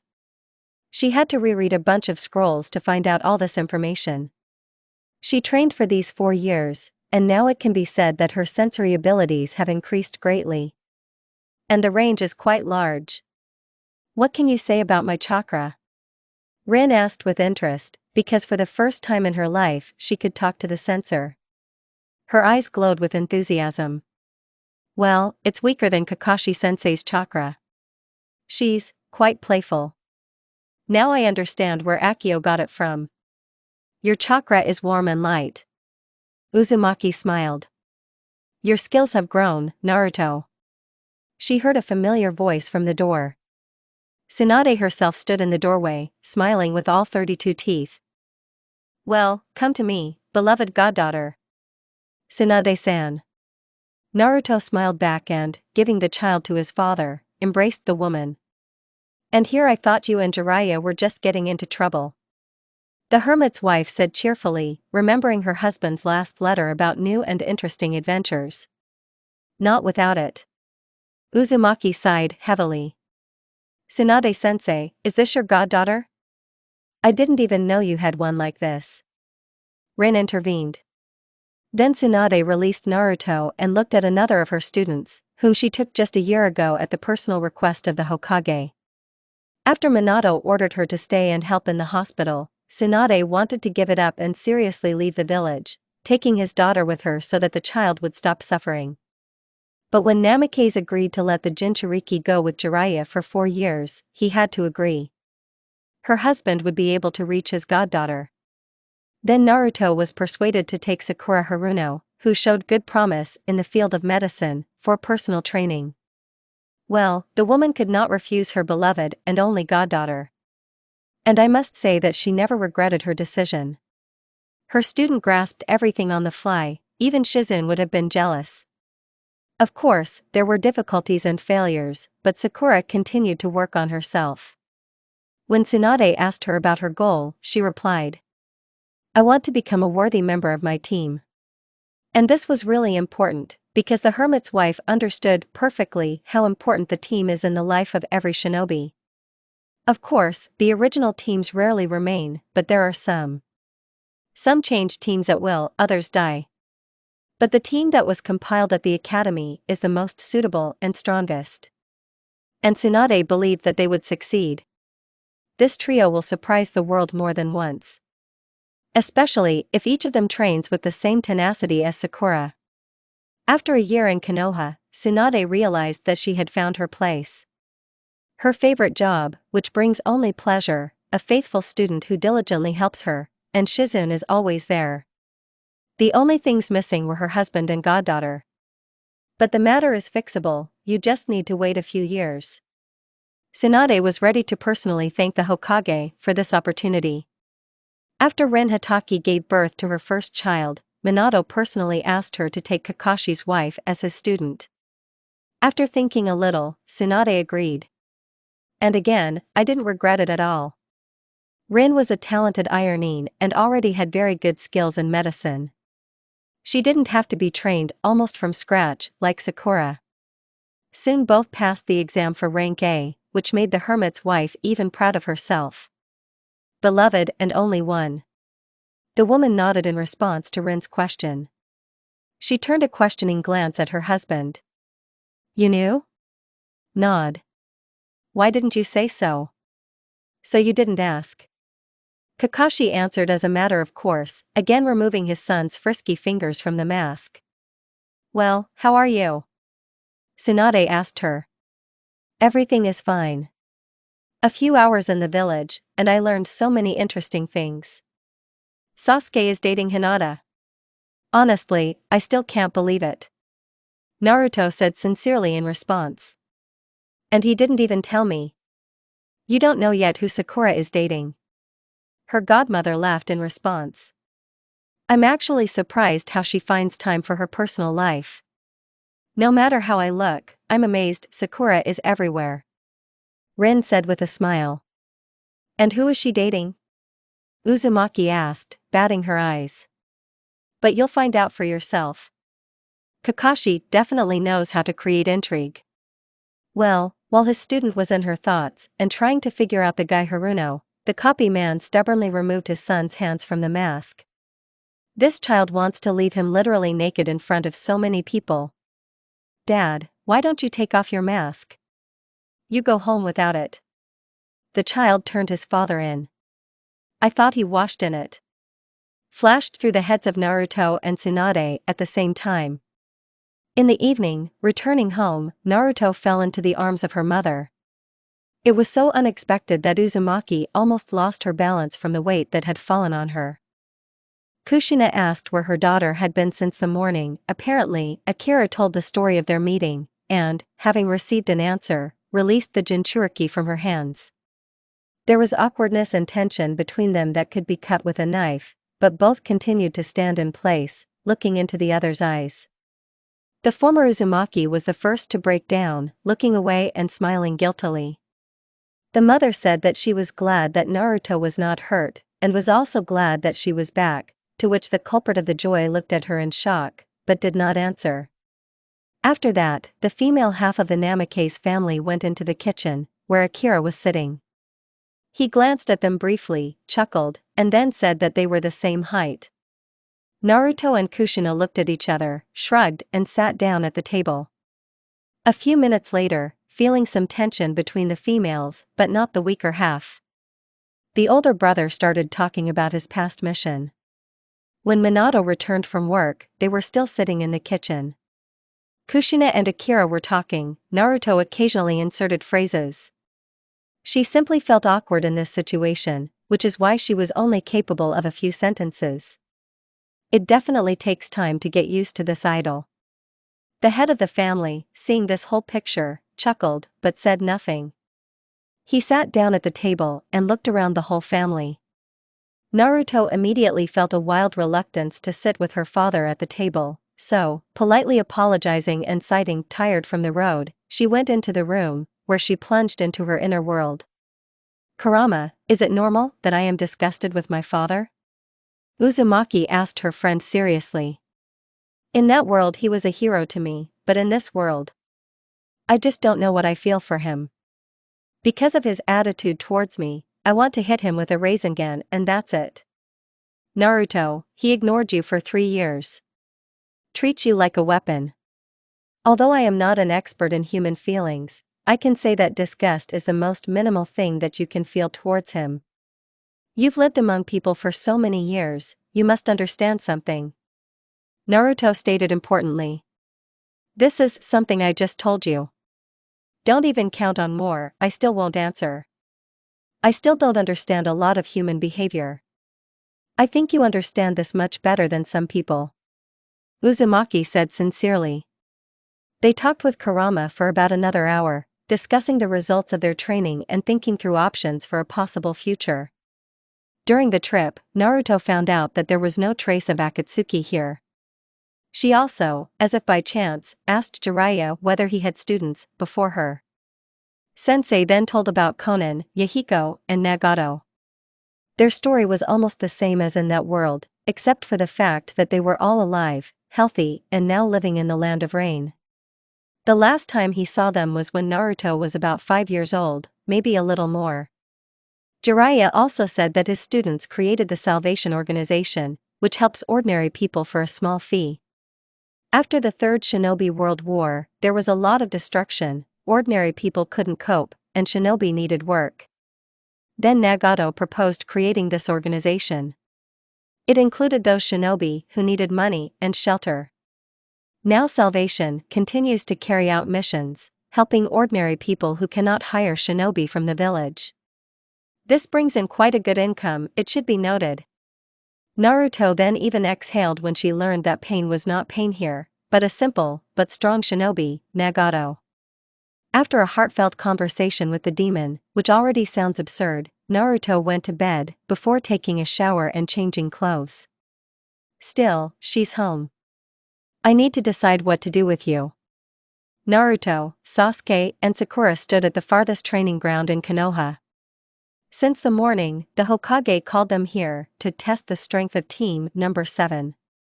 Naruto, Sasuke, you will have a training battle. Are we going to fight each other? Sasuke asked. No, against us, Otuto. Itachi and Akira landed near the Hokage. Naruto against his brother. You against me. Am I against Nisan? Uzumaki suddenly realized that she had never sparred with Akira and grinned, anticipating the fun. It was not for nothing that her brother was made a jounin. One-on-one. Do you have anything against it? Minato raised an eyebrow. No, it will be interesting. Sasuke, as always, understood without Naruto's words. Only by the look, which did not hide the Uzumaki's enthusiasm. Sakura, you will have to show me your abilities as a medic. I know you have an A rank, but still. Yes, Hokage-sama. The pink-haired girl agreed. Akira and Naruto's first fight. I asked the rest to move away. Sasuke, Itachi, and Sakura jumped onto a tree that stood near another one, where the great Sannin were sitting. They themselves wanted to see what their students were capable of. I'm betting on Akira. Tsunade chuckled. Even though I love Naruto, she has no chance against a jounin of this level. And I'm betting on the girl. Orochimaru hissed. Don't underestimate me, darling. I trained our goddaughter well. Meanwhile, Naruto and Akira stood opposite each other. The Uzumaki adjusted her protector, her brother stretched his arms, and both grinned in unison. Let's start. Minato commanded and jumped onto the tree towards the Sannins. However, Naruto and Akira did not move, continuing to look at each other. The Jinchuriki scanned her brother's chakra, determined its amount, and grinned. Although he is a jounin, and her level is significantly higher than that of others due to partial belonging to the Uzumaki clan, Naruto still had the stronger genes of the red-haired clan. Yes, and she is a Jinchuriki. The amount of her chakra was slightly higher than Akira's. Let's see what you can do, Immortal. Namikaze smiled. We'll see, Nai-san. Naruto was the first to make her move. She imbued her hand with chakra and hit the ground, causing it to tremble. Akira had to suddenly jump into the air, where Naruto was already there. She kicked him in the stomach, then flipped in the air and punched him in the back, sending her brother crashing into the ground. This is a blow. Itachi chuckled. Akira rose from the ground, dusted himself off and grinned. Well, his Immortal had definitely become very strong. When she landed, Namikaze immediately launched several water techniques at her, followed immediately by fire. They flew at the girl from different directions, so she had no other choice. She made 3 seals and put her hand to the ground. A barrier immediately appeared around her, protecting her on 4 sides. One after another, his brother's techniques crashed into invisible walls, gradually disappearing. When the last technique went out, Naruto removed her hand from the ground and formed the seals for the next techniques. Akira looked in surprise as his sister released first a fire dragon, followed by a water dragon. 2 monsters were flying at him, so he took a special kunai and, dodging, threw it towards his sister.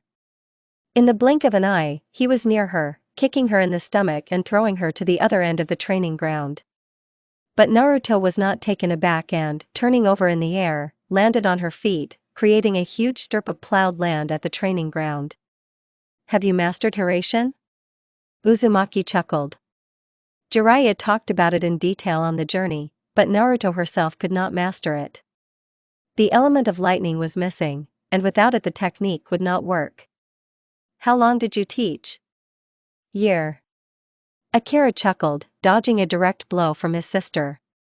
The Hokage's children clashed in pure taijutsu, parrying and blocking each other's blows.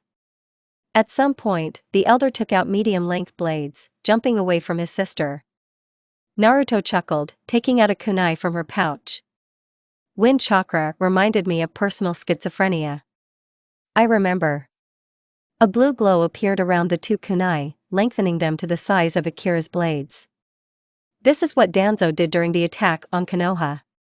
Kurama then explained how he did it, and Naruto became enthusiastic about learning how to use wind as well. Jiraiya, having heard her idea, told everything he knew. And then the training began. Naruto killed a lot of chakra, time and effort, as well as clones, but in the end she understood the principle. This was one of the first achievements during the trip. The Namikes ran at each other, clashing weapons. Akira moved Naruto's kunai to the side, but at that moment she made a sharp turn, and the blue glow collided with the metal of the blades again. Brother and sister took turns trying to hit each other, converging in a deadly dance. At that moment, when Akira's blade almost touched Naruto's hand, she jumped to the side, making the necessary seals. Nissen quickly put away his blades and repeated them, and they simultaneously said, "Fire element, fireball." Two huge clots of fire flew at each other, colliding and creating a wall of heat. Then the chakra competition began. Every Hokage watching the children's fight noted with surprise that Naruto's ball was winning. When Akira realized this, he abruptly stopped firing, jumped up and, throwing a kunai towards his sister, moved towards her. Naruto reacted in time and blocked with her hand when her brother tried to hit her again. Not noticing the kick, Uzumaki began to fall, but, grabbing Akira's hand, she turned him over onto his back, hanging on top. Fuinjutsu, block. At incredible speed, Naruto formed the seals and placed her hand on her brother's chest in the solar plexus area, where the hearth is located. He screamed in surprise, no longer feeling chakra. He asked, pushing his sister into the air and jumping up himself. Akira was surprised to find that he could not use ninjutsu at all. Growling, he met Naruto in pure taijutsu, but missed the moment when she went behind his back. Uzumaki put her hand to her brother's body and splashed wind chakra through her palm. Nissen flew to the side, then she, having created a clone, ran at him from both sides, hitting her brother in flight with a double sweep. Namikaze fell to the ground and Naruto, running up to him, made 4 seals and placed his hand near his brother. A dome flared up around him, which he could not break through with either his fist or his blade. The more you move, the less air there is. After 2 minutes of such active actions, it will end completely. Do you know what will happen next? We've finished. Only after Minato's words did Naruto remove the dome, giving her much desired oxygen to her brother. Remind me to never make Naruto angry, Itachi said quietly to his brother. I wouldn't forget it myself. Sasuke chuckled. Tsunade cursed. You always lose, darling. Shut up, Jiraiya. What was it? Why can't I feel chakra? Having come to his senses, Akira asked his sister. She was already standing near the Uchiha brothers, and Minato was thinking about something. This is Fuinjutsu, she said, approaching Nissen. After making the seals, Naruto placed her hand in the same place as before, removing the block on her chakra. Akira was pleased to feel the familiar warmth in his chest. Never allow a Fuinjutsu master to make seals in close proximity to you. This could end badly. Until this moment, Naruto, there were no masters. Itachi chuckled. They have always been people from the Uzumaki clan, but after its destruction, there are no such people left. But their knowledge remained, although none of the shinobi who did not belong to this clan could repeat even a third of it. All Fuinjutsu seals that are used now are the simplest and easiest to use. However, not everyone can master them. Some were able to learn and use more complex seals, like your father. But these are isolated cases. True masters of Hyuan-jutsu have always been from the Uzumaki clan. After such a fiery speech, everyone looked in amazement at the genius of the Uchiha clan. Even Minato did not fail to do this. But I'm half Uzumaki, and I can't get seals at all. At the academy, when we went through this, I was one of the laggards. Kaa-chan then simply waved her hand at me. Akira spoke. I can explain now. Sakura intervened. The formation of the child's chakra occurs in the womb. In simple terms, Uzumaki blood dominates in Naruto, since at the moment of conception their genes were stronger. In your case, Akira-san, it's the other way around. At the moment of conception, the Namake's genes were stronger. In medicine, everything is much more complicated, and this is explained in scientific terms, but to summarize. And the girl is no slouch, Tsunade. Orochimaru hissed. The woman herself only looked at her student with pride. Maybe stop chatting? We're already tired here. Jiraiya spoke up, drawing attention to the tree on which the Sanins were sitting. Really? Minato nodded. Only Sasuke and Itachi remain. We haven't fought for a long time, Aniki. Sasuke chuckled, standing in front of his brother. Itachi smiled at the corners of his lips. His ototo became really strong and rumors spread throughout the village. Although Sasuke practically did not go on missions all this time, disappearing into Orochimaru's training and not appearing at home, some individuals still noticed him several times at the training grounds, and then told everyone who came across the way that Sasuke-kun has become so strong and beautiful. It is not difficult to guess that this gossiper turned out to be Ino Yamanako. But one day all her dreams collapsed under the pressure of circumstances. Itachi still remembers how Ino cried in Sakura's arms about how their Sasuke-kun was slandered. Although Haruno had long since cooled off towards her teammate, and she had no time for him. Your problems on the personal front. The elder Uchiha personally witnessed this conversation, so he somehow restrained himself so as not to laugh in the middle of the street. Need I say that Sasuke himself wants to denigrate whom? And Hinata-chan was no exception. When it became known in the village that the Uchiha was dating Hyuga Hinata, a local apocalypse began.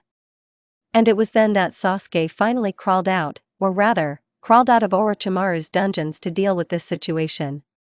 This happened a week before Naruto returned. Fugaku was angry when he learned that his youngest son was dating Hayashi's daughter. And the head of the Hyuga clan himself was angry. Itachi looked at this whole show with some kind of manic pleasure. He knew his Otuto too well and understood that Sasuke would not back down. There is still a war going on between Itachi's younger brother and his father. Yes, and negotiations are underway with the Hyugas. But Sasuke, with his usual stubbornness, continues to insist on his own. And Hinata does not remain in debt, they both fight for their relationship. A long time ago, Otuto. The genius of the red-eyed clan agreed. Let's start. Minato commanded. But the Uchihas continued to stand still, but both turned on their flashlights in the common people's Sharingan. Each had 3 tomo in their eyes. Sasuke made the first move. He made the seals and a fireball appeared from his mouth. Itachi continued to stand until he felt heat on his face. Only then did he jump into the air, form other seals, and release phoenix flowers at his brother. The younger of the brothers stopped the technique and dodged the flowers at the last moment. He ran at his brother to engage in pure taijutsu. The first blow hit Itachi in the stomach, but, intercepting his brother's hand, he hit him in the legs. Sasuke placed a block on Anika's other arm and flipped it over his back before falling. As a result of the trip, he fell on his back, but after somersaulting, he rose to his feet with a sharp movement. Itachi was already standing in front of him in all his glory and with a grin on his face. Sasuke suddenly felt his consciousness clouding and Nikki was plunging him into an illusion. As far as the younger one remembered, his brother's illusions were always very strong, and in the world when he had Mangekyo, they were practically invulnerable and invisible. But Orochimaru taught him to feel and dispel illusions, especially since it's easier to do this with the Sharingan. By directing even more chakra to his eyes, Sasuke blocked the illusion of Aniki, thereby returning himself to normal. Did you reflect my genjutsu, Otudo? Commendable. Previously, only the father and Shisui could do this. Itachi chuckled. Sasuke grinned in response. Then the elder had blades in his hands, which he pulled out of hand seals. The otherworlder pulled out a katana from behind his back. Then the brothers came together in a quick dance of weapons. The sound of metal was heard across the clearing and sparks flew. The moment Itachi's blades touched Sasuke's katana, the latter launched a chidori into his weapon. Aniki had to quickly put the weapon away so that the discharge would not hit him, but he was too late.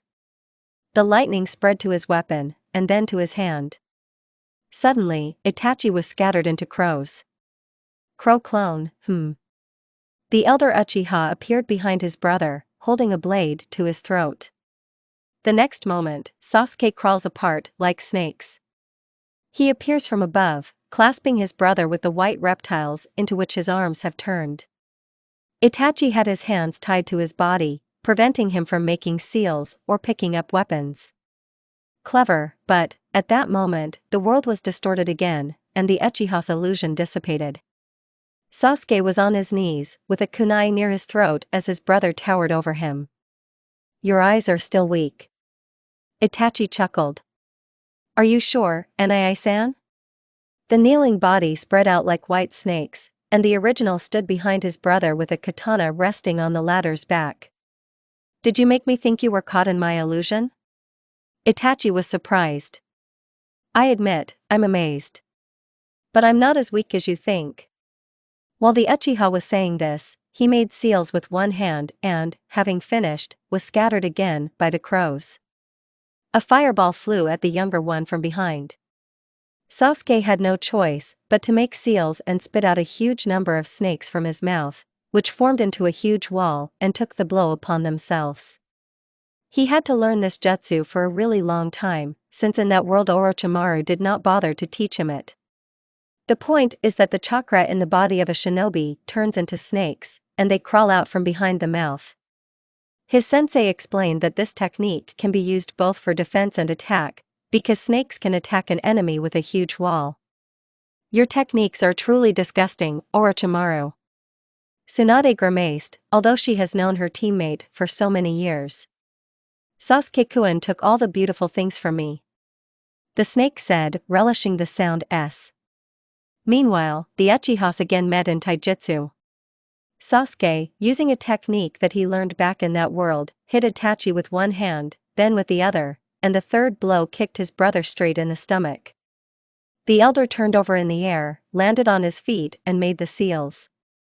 A powerful stream of water appeared from his mouth, but was stopped by the same one, only fire. A column of steam rose into the air, and the Uchiha stopped using their techniques. It was interesting, Minato said, jumping from the tree and stopping the fight. Naruto, Sakura and Akira followed him out, and then the Sanins came down. But enough. Otherwise, after these battles, there was nothing left of the training ground. Everyone present inspected the scene of the fighting. There was burnt grass everywhere, dense in some places, and in the middle of the training ground the ground was generally cracked. There were also huge strips of plowed land from the landing sites. Yes, it will take a long time to restore all this. Tomorrow you will show me your teamwork, said the Hokage.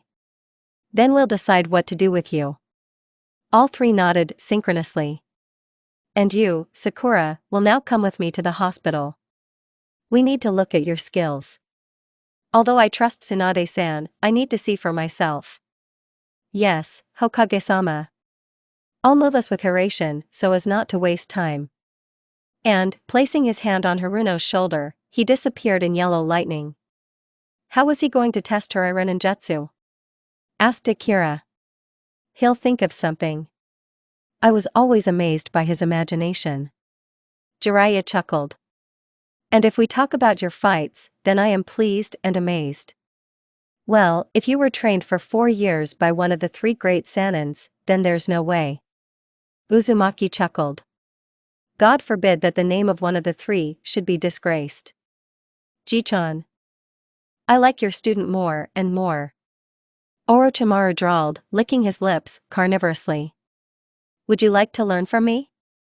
Naruto couldn't help but imagine her spitting snakes out of her mouth, like Sasuke, or herself disintegrating into these crawling creatures. And, as you know, Naruto has a wild imagination. It seems to me, Orochimaru-san, that you and Sasuke have had enough. You don't want another crazy student, do you? Uzumaki said with mockery in her voice, looking askance at her best friend. He rolled his eyes and said a very quiet dobe, which made Naruto smile. Akira looked at Izumoto again in surprise. Itachi didn't say anything, but simply put his hand on the girl's shoulder, pulling her closer to him. And what? Everyone here is our own, there is no one to be ashamed of.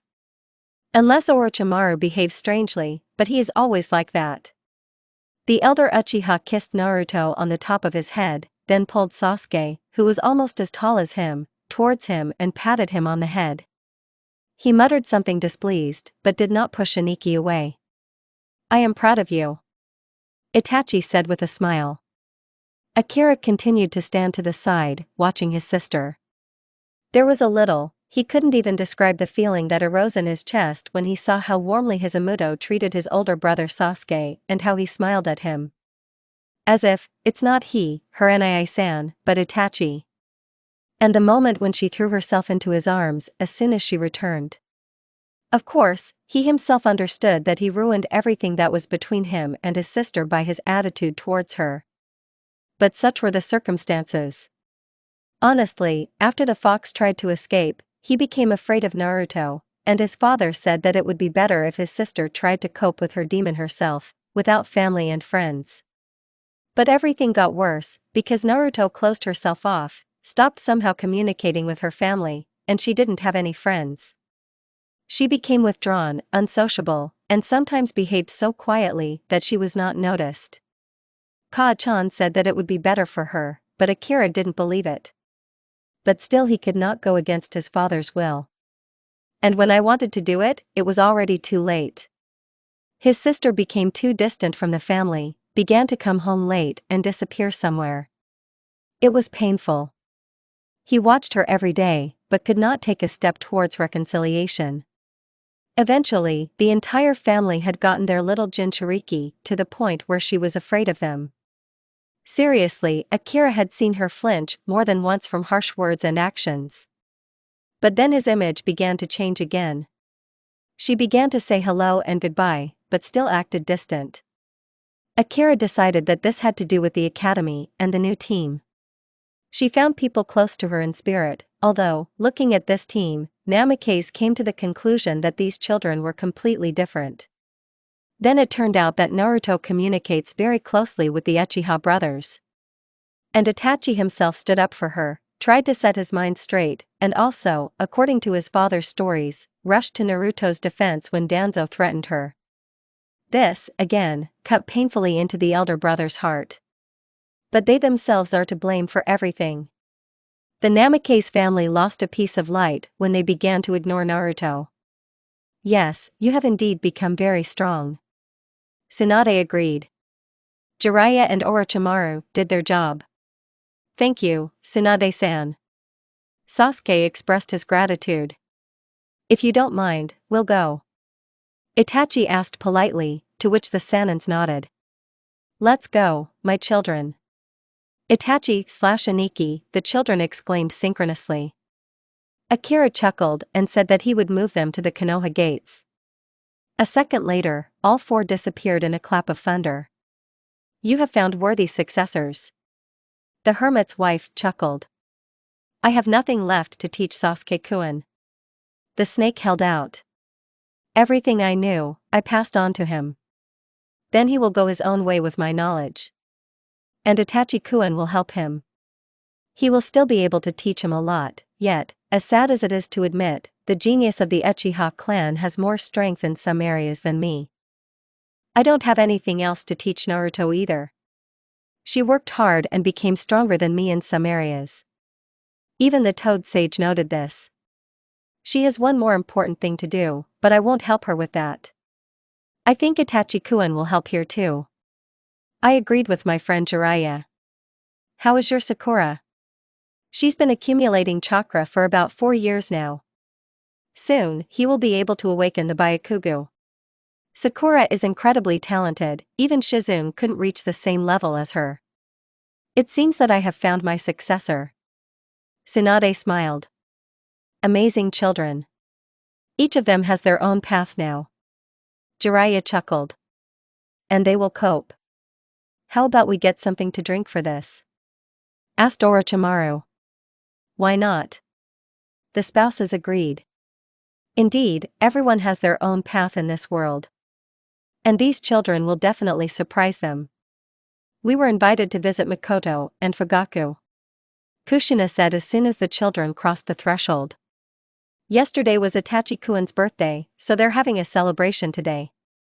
Yet, their eldest son was 22, already quite an adult. The former Uzumaki began to get excited. Kaa-chan, I'm 20. Why am I still a child to you? Akira said, however, everything is useless. For mothers, their children always remain small and defenseless. Even if they are quite experienced jounin. Our whole family was invited. As Mikoto said, only the closest ones will attend, since Itachi-kun does not like this holiday. Kushina continued to speak, not paying attention to her eldest son's remark. Naruto just sighed heavily and walked into the living room. Itachi had spoken about this meeting of old friends a few hours ago as they sat on the Hokage monument. And he was clearly not delighted with this idea, since, in principle, he did not really like his birthday. Yes, to be honest, none of the three of them liked. For Naruto, this day is associated with not very pleasant memories from that world, and for Sasuke, in general, all Uchihas are strange, it should be noted. Naruto, her mother awkwardly addressed her, losing all passion in an instant. I bought you a yukata for the evening. I hope you don't mind. Thank you, Kaa-chan. Naruto answered in surprise. For someone from her family to buy her something? But where did something die? Something big for sure. I think it will suit you. Kushina smiled. Fine. I'll go to my room, because I'm tired after sparring with Nissan. Only then did Kaa-chan notice that the children arrived slightly shabby. Go, Naruto. She nodded in response. It wasn't that Uzumaki was really tired, but being in the company of her family was hard. Even though she had established more or less normal relations with Akira and Kushina, it was still difficult. After all, they didn't talk to their daughter for more than 3 years, ignored her. This also affected Naruto from another world. Kurama, what happens next? And then you need to go to that island so that we can unite completely.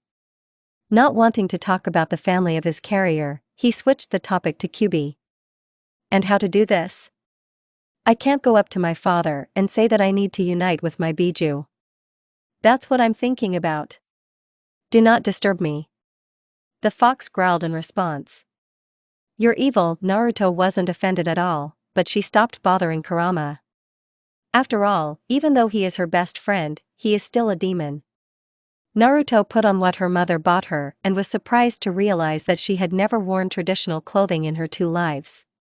No one has seen her in a kimono or yukata, so these people are very lucky now. Kaa-chan bought her a traditional yukata, which, it should be noted, suited her very well. It was made of fabric that was pleasant to the body, and the color was white. There were yellow and blue flowers scattered all over the robe, which went well with her eyes and hair. There were blue inserts along the edges of the yukata, on the sleeves and collar, and a belt of the same color was held at the waist.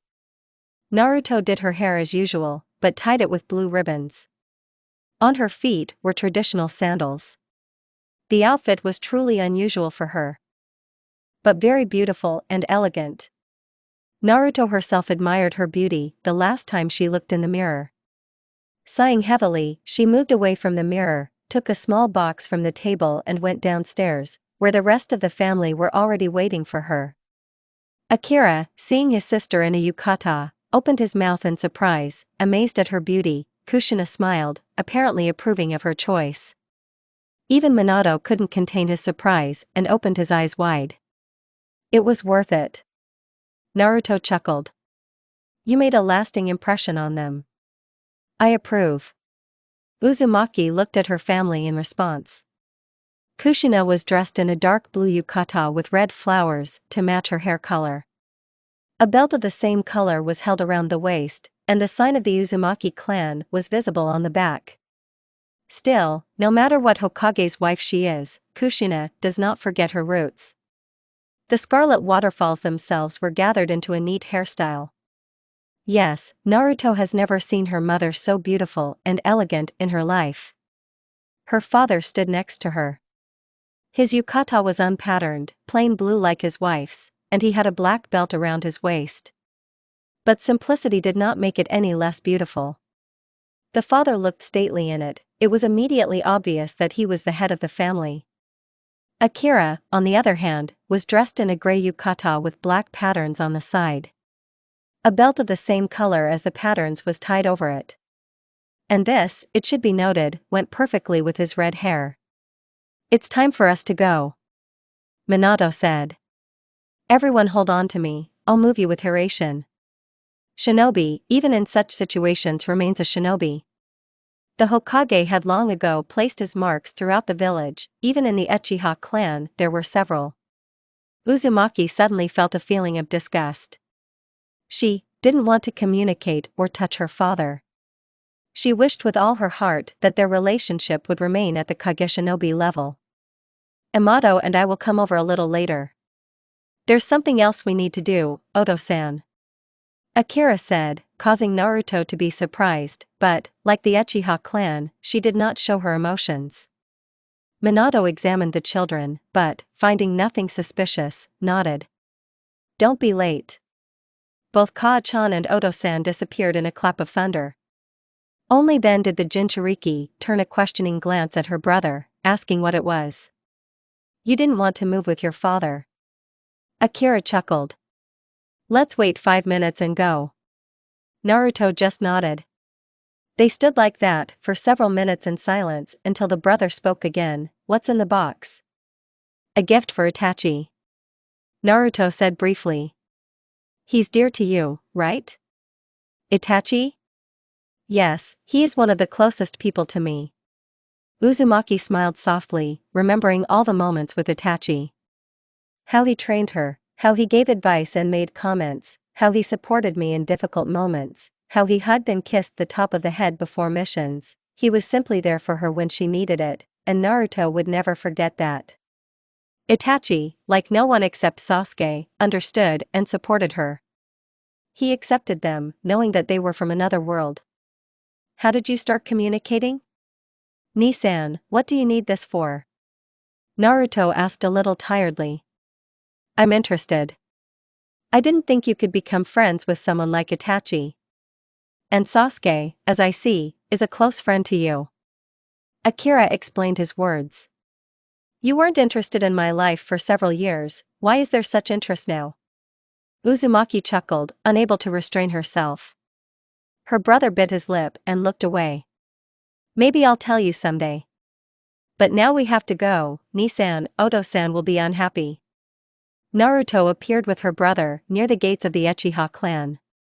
As Akira explained, he only put a mark here, so we need to continue on foot. The house of the head of the clan was located in the center, but it was not far, and after only 5 minutes, which passed in tense silence, the brother and sister found themselves near the door. Naruto put a small box, which, thank Kami, was not wide but narrow, on the side of her belt, as is usually done in Japan, so that no one would see in advance. Akira looked at his sister and then knocked on the door. Sasuke opened it, as the youngest in the family, and smiled welcomingly. As expected, Naruto and her Nii-san bowed their heads in a slight bow, and the Uchiha responded in kind. He was wearing a black yukata with a red belt. There were red trims on the sleeves and collar, and a patterned stripe on the side, the same color as the belt. Naruto is simply sure that there is a mon of the Uchiha clan on her back. Glad to see you in our house, Sasuke said politely, but Uzumaki saw how tired he was of all these rules of decency. He would now gladly say hello, dobe, and throw his arm over his shoulder. But not fate, as they say. Thank you, Sasuke-kun. Akira smiled. Come on in. Sasuke stepped aside to let the guests inside. When her best friend's older brother walked into the house, the Uchiha, unable to restrain himself, sighed heavily and rolled his eyes, which only Naruto could see. She chuckled, but quickly suppressed it as she walked into the house. She immediately saw a beautiful living room, where everyone else had already gathered. Only the hero of the occasion himself was missing, but apparently he will come down soon. Her parents were talking with Mikoto and Fugaku, and Shursui, as Naruto recognized it, was standing not far from the entrance. There were also several other representatives of the Uchiha clan, but Uzumaki did not know them. Hello, Naruto-chan. She heard a quiet voice to her right and, turning, saw, to her surprise, Hinata. As far as she knew, the Uchiha clan had tense relations with the Hyugas, therefore she could be here, due to close ties with this clan. What connections could a representative of the Byakugan clan have with the Sharingan clan? When Naruto realized it, she turned her surprised gaze to her best friend. He only blinked his eyes, confirming her guess. Hello, Hinata-chan. Uzumaki smiled at her, quickly getting over her shock. How are you doing? She noted that Hyuga was the same as in that world. She acquired rounded shapes, her face became more feminine and pretty. She was still shy and looked away, but it seemed like it was literally in her blood. You have changed a lot since the last time I saw you. Thank you, you have become different too. Hinata smiled and blushed a little. Naruto cast a sly glance at her friend, and he flashed his black eyes warningly. Thank you. Uzumaki answered politely. Hinata, dear, Sasuke turned to her. My mother is calling you along with Kushina-san. He nodded towards the women. I will go. Hinata bowed, Naruto responded in kind, and only then did she go to the former kunoichi, who were actively discussing something and looking at the young Hyuga. And when were you going to tell me about this topic? Why do I find out that my best friend is getting married like this? Uzumaki literally hissed, parodying Orochimaru. I only found out today when I returned. My father called me into his office and told me this news. All the details later. Sasuke answered in a whisper, and then nodded towards the stairs where Itachi came down from. He was wearing almost the same yukata as the younger one, only without the patterns. His hair was pulled back into a neat, low ponytail as always. I'm glad to see you all today, he said politely. Thank you for coming. And Naruto knew how Itachi would like to just walk around Konoha in the company of his brother and herself, and not all this. However, not a single muscle on his face moved to betray his condition. Even a slight smile seemed natural. Well, Naruto thought, a worthy successor to her father as head of the clan. Already now he is admired and respected, but what will happen next? Uzumaki heard how, not far from her, two girls, obvious Uchihas, began to discuss such a handsome and stately Itachi-san, and an unpleasant feeling pricked somewhere in the chest area. However, she decided to deal with it later. When Itachi came down the stairs, he immediately fell into the hands of all the guests of his house. Everyone congratulated him on his birthday, and everyone did not fail to wish him to find a bride worthy of such a man. Naruto involuntarily clenched her hands into fists when those two girls approached the clan genius and began to be nice to him. Sasuke, noticing this, chuckled with satisfaction. Everything is working out the way he wanted. Hello Naruto-chan. A familiar voice was heard overhead. Taking her eyes off Itachi, she turned around and saw Shursui, who smiled warmly at her. The younger Uchiha also turned towards his cousin and, while no one was looking, grimaced with displeasure. Sasuke-chan, I'm glad to see you too. Shursui. Sasuke hissed. I'd better go find Hinata. And turned in the other direction. Another genius of the Uchiha clan asked to say hello from him, but Sasuke remained significantly silent. "I'm your fan, Shisui-san," Naruto said sincerely, cheering at her best friend's reaction. Still, in all the worlds, there are too few people who evoke precisely such emotions in Sasuke. Contempt? Yes, please. He despises everyone, except perhaps his family, his best friend, and Hinata. The whole world, without exception, irritates him. But he clearly hates Shisui. What this sweet man did to him, Naruto cannot imagine, but he sincerely enjoys the arguments and swearing of these two. And Shisui himself evokes only positive emotions in her. And he has a good sense of humor. You need to have a special talent to drive Sasuke like that. Until that moment, only me and his brother had one. You are close friends with him, am I right? Shisui asked, smiling. Yes. We trained together for a while, even before we were on the same team. Only with him could I be more free. Naruto nodded without lying. Everything was really like that, omitting some details. Understand. Itachi talked a lot about you and your training. To be honest, this was the first time my best friend spoke about someone like that. It's a pleasure, Shisui-san. Naruto blushed a little. Please, can I just Shisui? I don't like these suffixes. Just like Itachi. Uzumaki smiled. He talked about you when he was training Sasuke. He mentioned that you have one of the strongest Sharingan in the clan. It is an honor for me to know such a person. Itachi overestimates my capabilities. Shisui, like Naruto earlier, was covered with a light blush. The cutest sight. In general, all the blushing members of the Uchiha clan are cute. The Hokage's daughter confirms. His eyes are no less powerful. There are just some features that Itachi doesn't have. The guy smiled. And the Jinchuriki realized that we were talking about Mangekyo, because the son of the head of the clan had not yet received them in this world, unlike his best friend. And yet, Naruto paused meaningfully. In response, I can say that it is an honor for me to know the daughter of the Hokage and the bearer of the Kyubi. After these words, Uzumaki involuntarily tensed, which Shisui noticed. Don't worry, I understand how difficult it is to contain this demon. You are very strong, since he sits inside you. Thank you, Shisui, not many people understand this. She sincerely thanked the Jinchuriki, smiling brightly at her new acquaintance. After all, few in her life had truly understood the complexities of life as a Jinchuriki. Only tale-bearers could understand each other, but ordinary people and shinobi, alas, not everyone can do this. After a couple of hours in the house, Uchiha Naruto decided to go outside. Itachi was too busy communicating with clan members and the Hokage, so he never reached her. They exchanged only short glances, and then his father called him to talk.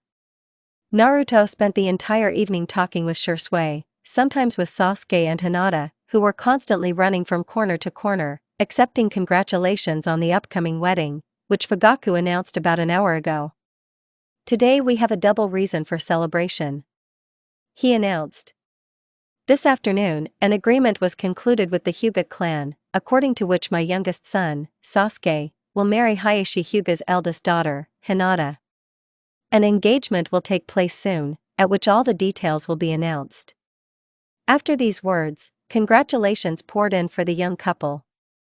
And Itachi exhaled freely, because attention switched to his younger brother and his, now, bride. Naruto decided to go out onto the veranda to breathe a little. Father and brother also spent the entire evening talking with some people, simultaneously listening to compliments addressed to them. Fugaku was by their side the entire time, showing his closeness with the Hokage family. Mikoto and Kushina, like true women, discussed the wedding of the former's youngest son. They even tried to involve Naruto in this conversation a couple of times, but she deftly dodged it, not wanting to participate in it. On the veranda, to her surprise, she discovered the hero of today's celebration. Itachi stood with his hands behind his back and looking at the night sky. The moon illuminated the guy's hair, causing it to shimmer, and a light breeze blew the strands on his face. Sensing someone's presence, he turned around and looked straight at Naruto, smiling. "There was absolutely no time to come to you," Itachi said.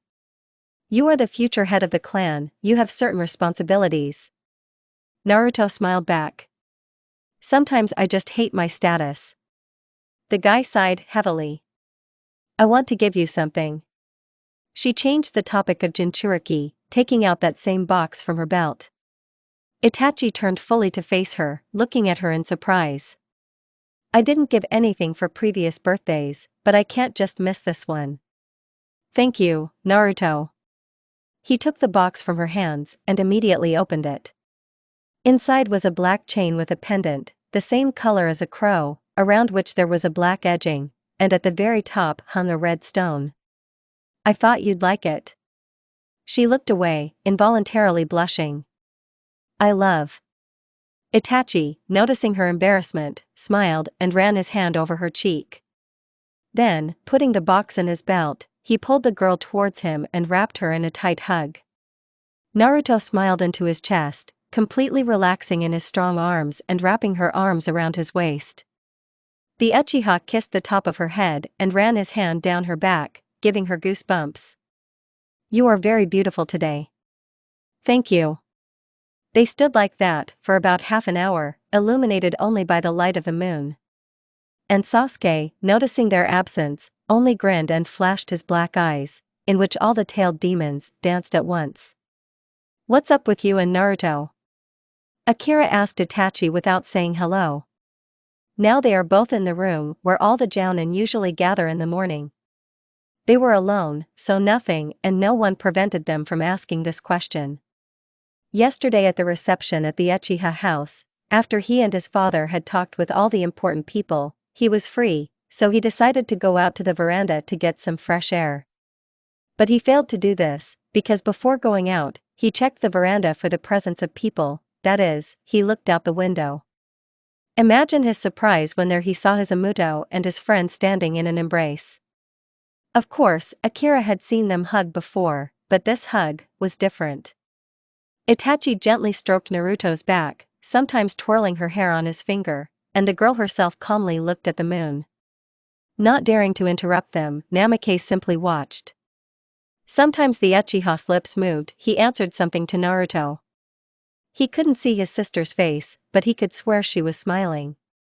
And they looked so harmonious, so good together, and the sun was literally shining above them, although it was late at night. "Why are you interested?" Itachi asked in a calm voice, not looking up from the reports. "She is my sister," Akira simply explained. The Uchiha still looked at the reports, but stopped reading them.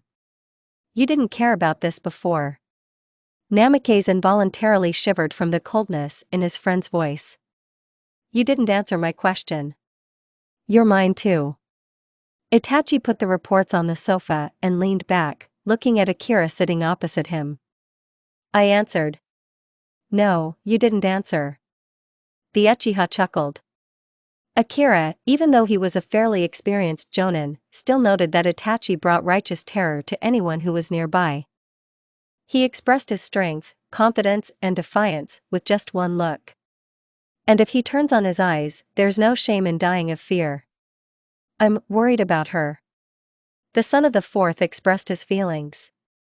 "Why didn't you show this before?" Any support was important to her. "Especially from my older brother," Itachi asked calmly, although he tilted his head slightly to the right, which expressed the degree of his anger. Then, when everyone turned their backs on her, "Where were you, Akira?" "It doesn't matter now." The jounin flared up, although he admitted his guilt. "What is important? What is happening between you?" If there was a table here, Namikaze would happily hit it with his hand, imitating his mother. "Really? Doesn't it matter that she was without support throughout her entire growing up?" A black aura literally appeared above the Uchiha, which thickened with every second. However, the face remained as impenetrable and calm. "That is, now that she has grown up and changed, you began to take care of her, right?" And suddenly decided to take part in her life? Itachi interrupted him. I'll tell you what. What's between us doesn't concern you. You shouldn't worry about our relationship with her. Itachi. I don't meddle in your life, you don't meddle in mine, and also in Naruto's life. Again. If I find out, from Naruto, from Sasuke or anyone else, that she is upset because of you, then, don't be offended, I will kill you. I don't care what happens to me after this, but I will cut throats for Naruto, okay? And Akira was again surprised at how he was able to say such serious words in such a calm tone and gentle face. But the dangerous way his Sharingans flashed clearly spoke of the seriousness of the words. Don't forget, Uchiha. Do you dare threaten me? I'm a jounin just like you, so don't you dare talk to me like that. I can give you a number of reasons why I can talk to you like that, Namikaze. The fact that you are the son of the Hokage does not affect me in any way. The aura became even thicker over the Uchiha. He even released a little ki. I certainly respect Hokage-sama for everything he does for the village and my clan.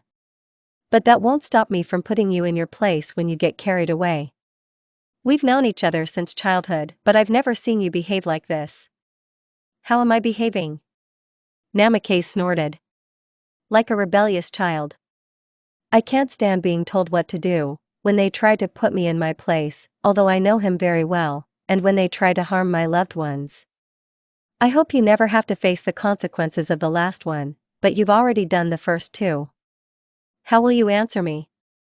I won't answer anything, Namikaze. I am older than you, I am more experienced than you, and I am higher than you in status, always remember this. I am the officially recognized heir to the head of the Uchiha clan, so don't you dare tell me or contradict me anymore. Otherwise it will be bad. Itachi's eyes sparkled again. And I always carry out my threats. In the office, you could feel two powerful sea ice that literally filled the entire space. The next moment, Shursui and Kakashi entered the office. They were lazily discussing something, but when they felt the whole atmosphere of the room, they quickly fell silent. The Umbu captain and the Jounin looked at their comrades in surprise, exchanged glances, and walked to the sofa where Akira was sitting.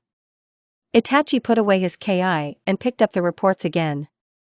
The second ci disappeared as quickly as the first. And what happened here? Kakashi asked. We don't agree on the mission, huh, Akira-kun? Itachi smiled, tilting his head to the right. Shursui stared at her best friend in surprise. What kind of mission is it that Itachi is in righteous anger? Of course, Itachi-san. Namikaze hissed in response. Itachi left half an hour later, and Shursui with him. Only Kakashi and Akira remained in the room, so the conversation still didn't start. Namikaze was completely immersed in his thoughts, he even forgot about the reports. He was terribly angry about the whole situation with Naruto and the Uchiha. And Itachi's words touched a nerve. In the end, the guy was right.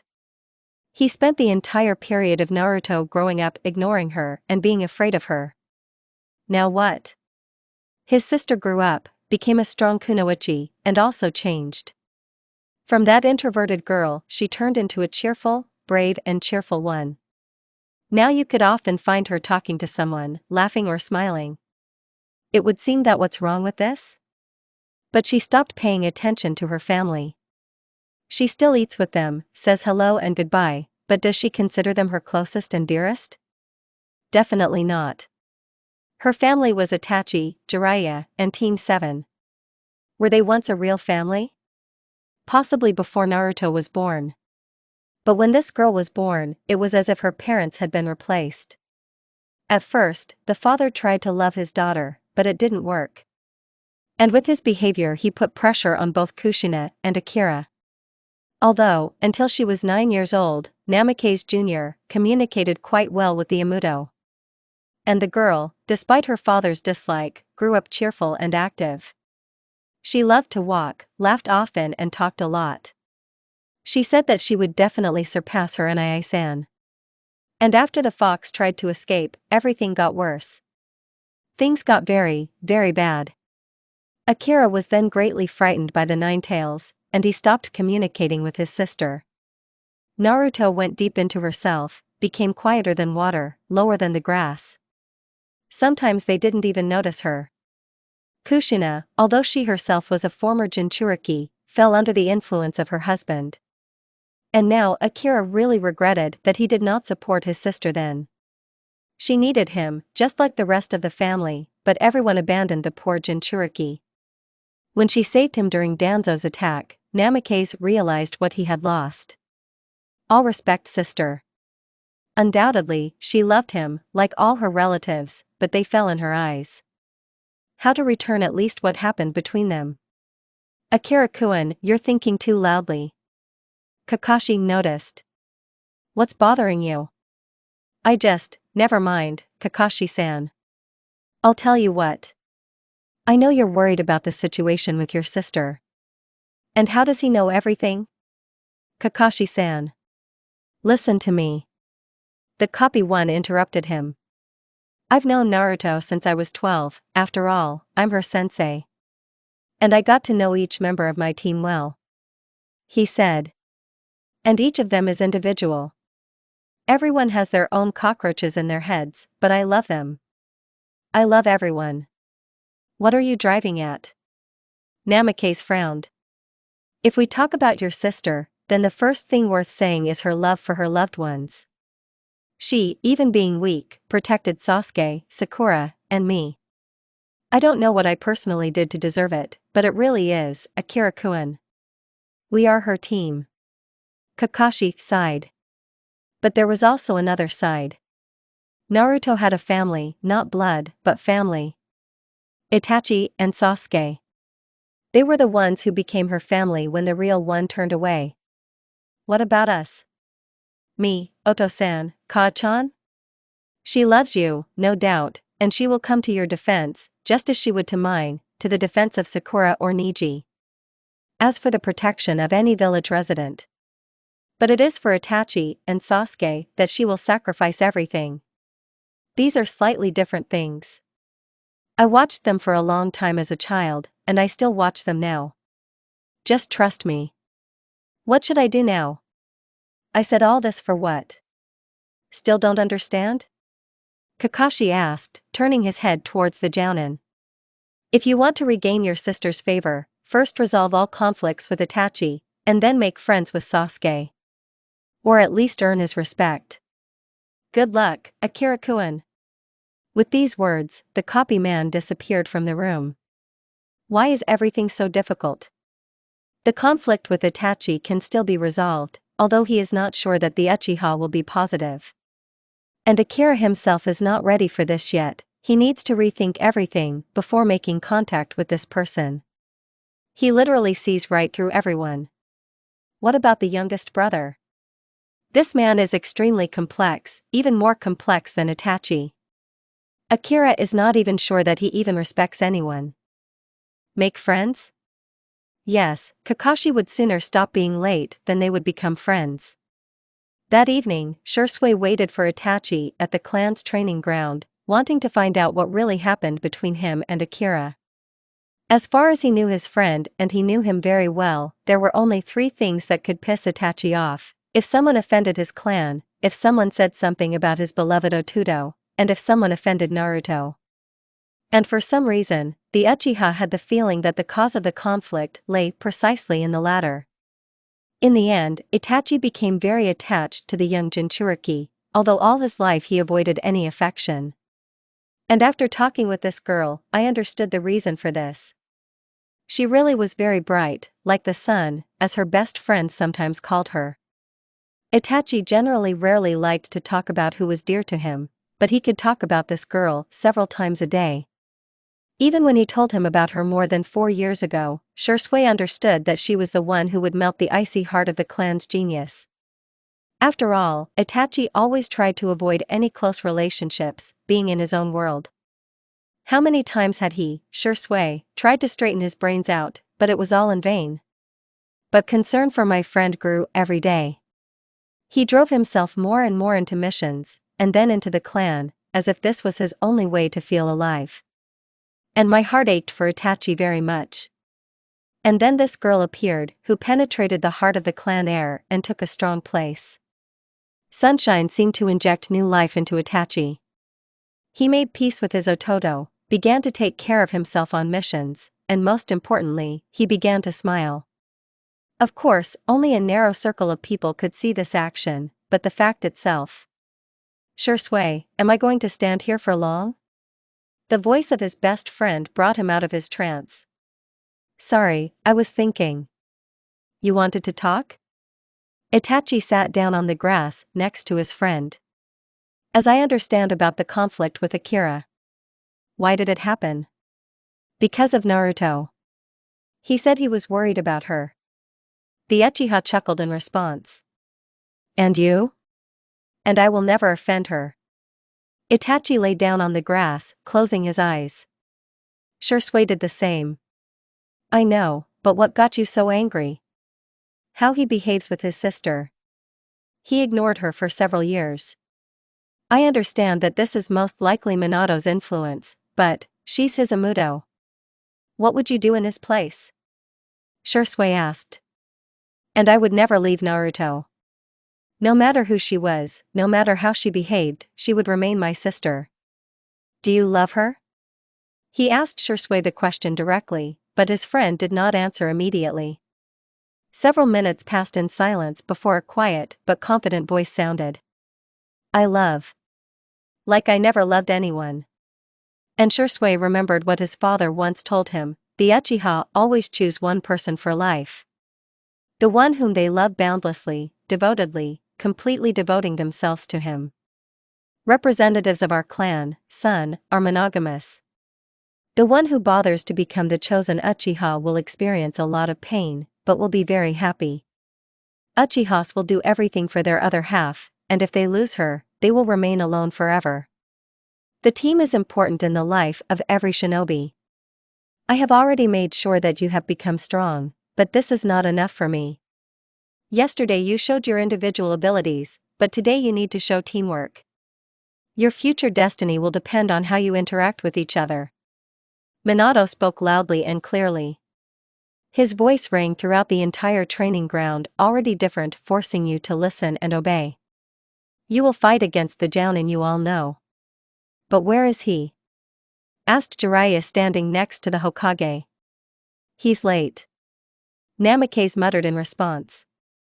At that moment, everyone's favorite Kakashi-sensei appeared at the training ground and smiled awkwardly, scratching the back of his head. And here he is. Will we be against our sensei? Sakura asked in surprise, and then grinned her most bloodthirsty smile.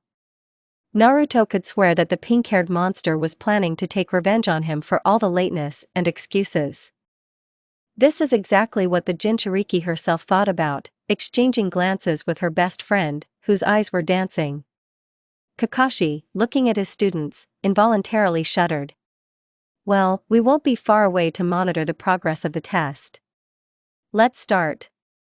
With these words, the Hokage and 3 Sanins left the clearing, and the test subjects looked expectantly at the sensei, who sighed heavily. Okay, I'll be honest, I didn't want to do this, but Minato-sensei asked me, I had to agree. The test will be the same as the first time. You will need to take these bells away from me. He showed the bells that were already familiar to everyone, which he then hung on his belt. And I guess I'll have to use it today. The copier discovered what gave him his nickname. Team 7 looked at each other again and grinned. 1, 2, 3.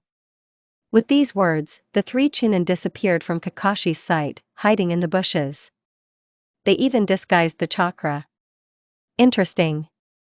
What do we do? Sakura asked, looking at her teammates. To win, we need to show teamwork. We haven't done missions together for several years. Do you think we can do it? A true team always understands each other, Sakura. Sasuke said instructively. Naruto and I are a well-coordinated fighting duo, and you are an ironing and our support. We will act in accordance with this arrangement. Back when they were genin, the Uchiha was recognized as the team's strategist. He could come up with winning plans, taking into account all the characteristics of his teammates. Although the other members were not stupid, it was Sasuke who received such a role in the team. Exactly 5 minutes later, Kakashi was attacked by his students. Naruto and Sasuke flew at him with kunai that glittered in the sun, and as soon as the sensei wanted to take a stance, the ground shook and cracked, which is why he had to jump into the air. The fighting duo simultaneously launched chakra-infused kunai at him. This technique, naturally, did not work against the Sharingan, and within a second Kakashi was standing on the ground. However, the clones of the students dispersed, and the originals appeared in front of him. Naruto and Sasuke diverted his attention so they could approach him painlessly. They immediately rushed at the teacher with taijutsu. The fight lasted about 5 minutes, and no one was exhausted. The Uzumaki leaned down when Sasuke tried to hit his sensei in the neck, and did a spin to knock Kakashi off his feet. He saw this and jumped, but Naruto, reacting in time, grabbed his leg and pulled him back with all her strength. The Hatake hit the ground and dissipated in a cloud of white smoke, while the original attacked the students from above. At that moment, when he wanted to hit Sasuke, the Hokage's daughter skillfully grabbed his hand and turned him around. The Uchiha made seals and launched a fireball at the teacher and his friend. At the last moment, Naruto dissipated. When the ball stopped working, instead of Kakashi, they saw a burnt log, and the teacher was still not there. After scanning the area, Uzumaki felt him underground, so she punched him with all her might, saturating her fist with chakra. Old trick, Kakashi-sensei. She smiled at the teacher. I never change my habits. Hatake grinned and made several seals. The next moment, a huge fire dragon flew towards the teenagers. Naruto grinned and made several seals before placing her hand on the ground. The symbols crawled, and the dragon met resistance on its way in the form of a wall, which took all the chakra from the technique. At that moment, Sasuke came from behind and entwined the sensei with snakes that crawled out of his hands. But Kakashi dissipated again, which did not surprise his students at all. The next moment, the ground beneath them began to shake, and then it collapsed. Naruto and Sasuke were captured by the elements of the earth. Uzumaki wanted to destroy it all with one powerful blow, but she was beaten to it. Sakura, who remained on the surface, broke the surface with her foot by simply stomping on it. She appeared in front of the sensei and, using the earth technique, locked him in a cube of mud. Of course, this won't stop him for long, but it will give him time. As soon as the Chidori broke through the mud wall, Sakura's technique dissipated. Naruto and Sasuke attacked the sensei from both sides with Rasengan and Chidori, which is why Kakashi had to jump up. But even there a surprise awaited him. Sakura flew at him with her fist, intending to finish everything with one blow. And Hatake again had to leave as a replacement. At the last moment, Naruto changed her trajectory, and the clone that was standing nearby grabbed her hand and threw her towards Kakashi, who appeared 50 meters away from her. She got her bearings so quickly. Hatake folded the seals and placed a wall of earth in front of him, which was undoubtedly pierced by the blue ball, but it gave him time to make other seals and launch a stream of water at the student. Naruto didn't have time to dodge and was knocked off her feet by a strong stream of water. While the Jinchuriki was recovering, Sasuke launched phoenix flowers at the sensei, and Sakura launched several dozen kunai. Naruto, seeing how Kakashi dodged the projectiles, made 3 seals, and then put her hand to the ground, and Fuin symbols crawled along it. As soon as they reached the teacher, they climbed onto his body, paralyzing him. Your mother! She came to her senses so quickly. I launched a powerful stream of water into it. Remembering how to get out of such a trap, Kakashi quickly blocked the flow of chakra and the Fuin symbols disappeared. Quickly restoring the current, Hatake launched a fireball at the students who were standing nearby, but they dodged. More precisely, Sakura quickly jumped up, and the Uchiha was completely wrapped around a white snake, protecting her from the blow. As soon as the effect of the technique wore off, the sensei saw an empty clearing. Not Naruto, not Sasuke, not Sakura. The students hid in the bushes and disguised their chakra. The Sharinganist was a little caught up in the last technique, so Haruno treated him with a medical jutsu. "How is your chakra?" asked Naruto. "Enough." The Uchiha nodded. "Eat." Even though Sakura had a small reserve from the very beginning, training with Tsunade-san did its job. Her reserve was equal to the level of a strong Chunin or a weak Jounin. Since the techniques were mainly used by her teammates, and she only spent chakra on healing Sasuke, her reserves were still enough for a good battle. "Thank you, Sakura," said the Uchiha when his friend healed his burn on his hand. Although it was small, it caused significant inconvenience. And Haruno dealt with it in less than a minute. Kakashi missed the moment when fire, air, and earth bullets flew at him from 3 sides. No, seriously, they did everything so quietly and skillfully that he only noticed them as they approached. Thanks to his Sharingan, he dodged the projectiles, but immediately Naruto and her 2 clones appeared before his eyes, surrounding him on 3 sides. Balloon. Fireball. Water ball. Hataki was increasingly amazed at his student. She created a water ball without a large body of water nearby, only from her chakra. To do this, you just need to have a huge reserve, and control should not be weak. Then he remembered that she was like an Uzumaki and a Jinchuriki, in addition. Yes, she must have an incredible amount of chakra. It flashed through his head. Hataki went underground to escape such an attack. He heard the powerful explosion that occurred from the collision of Naruto's balls, and thanked the gods for not falling under this magnificence. Sakura discovered him again, slamming her fist into the ground like Uzumaki had earlier, only with much more force. A powerful push, and the surface rose into the air in huge layers. Kakashi appeared next. The students simultaneously attacked him, converging in taijutsu. Even with the Sharingan, the copy man barely had time to dodge the attacks and unexpected attacks of the Sanin's protégés. They were graceful, flexible, and with incredible strength they attacked their sensei, who began to get tired. At that moment, something blurted out from the side. The fight stopped instantly, and Sasuke stood with 2 bells. While his girlfriends distracted the teacher, the Uchiha sent his snakes to get the bells. They quietly crept up to him, and at the moment when he bent down to dodge Naruto's blow, they pulled them, and the bells fell to the ground, from where the Sharinganist picked them up. "Bravo!" All 3 heard Orochimaru's voice. Tsunade and Jiraiya followed him down, and then Minato. Sasuke-kun personally trained and raised his little assistants from birth. They are not strong, but very fast and quiet. They are also poisonous. Sasuke bared his teeth, like his sensei. Kakashi and the Hokage shuddered, and everyone else grinned. "I am delighted. It was great," the hermit said emotionally. "I support." Senju nodded. "I am amazed." That's all Kakashi said. "I will never contact you again. Never in my life. My reserve is almost empty. Another 10 minutes, and that's it. I put a seal on you that absorbs chakra from you." Naruto bared her teeth, and everyone's eyes widened in surprise. Everyone except Sasuke, who personally saw how, during the fight, his girlfriend touched Kakashi's back with her palm to put a seal. If the Uchiha had not been able to pick up the bells, then the sensei would have collapsed from exhaustion in about 15 minutes. "How? When?" Hataki asked in shock. A Fuinjutsu master must not only remember several thousand seals and symbols, but also be able to apply them correctly and find the moment to do so. Jiraiya said instructively.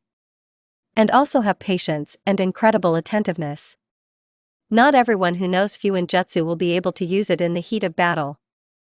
Naruto trained for a very long time to achieve this result. His student involuntarily blushed. "I still don't understand how you had the patience to learn all this," Kurama said in his head. The Uchiha looked at her with a look as if he agreed with the fox, although he did not hear his words. Naruto just rolled her eyes. After all, she has patience. She served in Umbu for so many years, Databeo. The moment you were distracted by Sakura, I put a seal. Uzumaki shrugged, and then went up to the sensei and removed this very seal. Well, from this day forward, you are a sabotage team as well as a melee team. Minato took the floor. I appoint Kakashi as your commander, as he is more experienced. Hatake sighed. Yes, Hokage-sama, said the troika. Soon I will be conducting the Jonin exam, and I want you, Naruto, Sasuke, to participate in it. I don't think the title of Chunin suits you. Minato continued. Eat, said the future Jounin. I have to go. The Hokage was about to leave, but he stopped and said, I'm amazed. And disappeared in a thunderclap. And we are proud of you. Tsunade smiled. You have achieved a lot during this time. Agree. We have nothing more to teach you. Orochimaru nodded. We will still be your mentors, but then you will go your own way. We will always help you and give advice. Jiraiya smiled. Like your sensei and the people who taught you everything. Ji-san, you have inflated your merits again. Uzumaki sighed heavily. Well, Naruto-chan. And how did you spend 4 years together with him? Asked Orochimaru. Suna, how have you lived with him for so many years? I do not know. Senju sighed. Hey. Oro-chan, we're best friends. How can you say that? Kami forbid. The snake exclaimed. Naruto and Sasuke looked at each other and grinned. It reminds them of something. As children. Sakura sighed. Maybe we can eat something? I suggest Ichiraku. And the disciples of the great Sanins left, leaving them to swear further. Well, Sakura, who are you dating? I asked the question head-on when I finished my portion, Naruto. The pink-haired girl choked on her salad and Sasuke smirked. He knows who the young man of their teammate is. Well, Haruno hesitated. Don't hesitate, tell her already. She's about to die of impatience. Sasuke laughed. Naruto shot him an angry look, but she couldn't help but admit that he was right. She was really eager to find out who had won the heart of Tsunade's successor. This? Well, this is Niji. Uzumaki suppressed the urge to curse. That is, what is going on here? Sakura and Niji? Niji and Sakura? Was it really Sasuke who screwed Niji up in the exam? They're dating, Databeo. She notified Kurama. I got it, idiot. The fox answered her. She's in shock. Sasuke stated the fact. Haruno snapped her fingers in front of her friend's face. Naruto blinked several times, and then said very philosophically. What, seriously? When he recognized Sasuke, he laughed for a long time. Sakura sighed. And, how long have you been dating? No, I mean, really? Niji Hyuga? I still couldn't believe Naruto. How did you guys get along? Well, we've been dating for about a year. After the Chunin exam, we started talking, then hanging out, and then he asked me out on a date. No, Uzumaki would definitely like to see this. I was busy with Tsunade-san, and Niji was with the clan, so I only managed to get out after 2 weeks. Then everything started to spin, and there he kissed me for the first time. Sakura blushed. 6 months later, he introduced me to Hayashi-san. At first, of course, he did not approve of our relationship, but when he found out that I was Tsunade's student and was on Kakashi-sensei's team, he gave the go-ahead. Still, contrary to tradition, Niji is the recognized heir, and he needs a strong kunoichi. Now the entire Hyuga clan knows about our relationship. Sasuke learned from Hinata, Hinata from his brother. This happened the day after meeting Hyuga. When Hina told me, I was shocked. I even asked again several times. Uchiha inserted his word.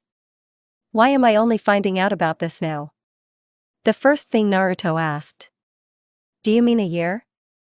Do you mean recognized heir? Well, we didn't want to distract you. Personally, I prepared this as a surprise for your return. Sasuke chuckled. And he didn't talk about Hinata and me because of this. And Naruto hit her head on the table in Ichiraku. She had a wild desire to yell at her teammates, and when Uzumaki was ready to do this, she felt two familiar chakra lights that were approaching the ramen. Niji and Hinata entered the cafe a minute later, so Uzumaki left her angry tirade for later. There will still be time. Niji, Hinata. Sakura perked up at the sight of her lover. Hina-chan. Sasuke smiled and pulled his bride to him. She squeaked and blushed, but did not get out of her hands. Niji slightly raised the corners of his lips and kissed Haruno on the top of his head. This world has gone crazy. Naruto-chan, are you okay? Hyuga asked worriedly, looking at Uzumaki, who was closely communicating with the piece of furniture. Kami, everything is just fine. The Jinchuriki sighed and raised her head. 4 pairs of eyes were looking at her. Niji raised his eyebrows in surprise. Namikaze Naruto, daughter of the 4th Hokage? He chuckled. The above-mentioned smiled tightly. You have changed. I'm glad to see you too, Niji-san. My teeth were nearly ground to powder from such an address to an old acquaintance. She still didn't understand how her teammates got involved with the Hyuga clan. The desire to bang my head on the table appeared again. Ototo. The situation was saved by Itachi, who suddenly appeared in front of their table. Sasuke nodded welcomingly to his brother, and the others bowed. Naruto thanked the gods for the appearance of the eldest of the Uchiha brothers. I was just looking for you. What do you need the Sharingan for, Aniki? Or your other techniques? Sasuke sighed. I don't have snakes like you. But there are crows. The younger Uchiha chuckled and nodded at the pendant given to Naruto, which hung around his neck. We'll talk about this at home. I'm looking forward to it, Aniki. Sasuke sang. Uzumaki decided it was time to get out of here. Naruto, actually I needed you. Itachi nodded to her. Let's go for a walk. I love him. I don't share your enthusiasm. Kurama growled in response. You just don't understand. And I don't want to. It's Uchiha. Hyuga is better. Like Sasuke, Naruto answered. She got up from the table, said goodbye to all her friends and left to fetch Itachi, who had already left the cafe. They are together? Niji asked when the couple disappeared from sight. Not yet. The Sharinganist sighed. However, a truly devilish grin appeared on his lips. This is not yet. The masked man sat in his chair, thinking about how his life had gone. He was very young when his parents abandoned him. He lived for several years in an orphanage, feeling all the hatred of children his age. What is the reason for hatred? The fact that he was smarter than them. Yes, he began to talk, walk, read and write early, but he was still a child. Just like an ordinary child who needed care and love. In order to somehow distract himself from the pain, the child began to read books that were in the library. Of course, the choice is meager, but still. From there, he learned about shinobi, about chakra and its capabilities. By the age of 6, he could already calmly feel it and direct it to his legs, arms, and other parts of the body. I learned to walk on trees, walls, and even got to the water. And by the age of 7, Danzo noticed him. The elder noticed him when he came to the orphanage to find promising children to serve in his organization, Umbu Root. The masked man entered there at the age of 7. How much training, testing he had to endure. By the end of his training, he lost all emotions, feelings, and Danzo's mark was on his tongue. He served him, he was his right hand. He was only 9 years old when Shimura's men attacked him, intending to kill him. They beat and threw techniques, causing the boy's face to turn into mush, and there were many burns on his body. You know too much, they told him then. You cannot live, they repeated. And then he killed them. And then he ran away from the village. He ran and ran until his strength ran out. Until the chakra runs out. He stopped in a large clearing. He fell exhausted and lay there until two Nuke found him. Seeing the boy covered in blood, with his face and body burned, the criminals took him with them. They put him on his feet and raised him as one of their own. And the boy became very attached to them. From then on, he began to wear a mask that hid his disfigured face. The Nuke created an organization, small and unknown, but with strong members. It consisted of several S and A class criminals. These people did the work of shinobi. And then the Nuke who raised him were killed by the Hokage's people on his personal orders. He was only 11 when this happened. He swore that he would take revenge on Konoha, Minato, and Danzo for ruining his life. For all the bad things he had to endure. He became the head of the organization. The criminals accepted him after finding out who raised and protected him. They have given him their legacy, and he will not let them down. A year later, Danzo, his old friend and comrade, contacted him. The man asked for asylum and he granted it. Shimura worked for him without recognition. He told him everything about Konoha and the Hokage. About his family, wife and children. He learned that Minato Namake's daughter is a Jinchuriki. His teacher said that such people have demons inside them, which is why they are the strongest in the world.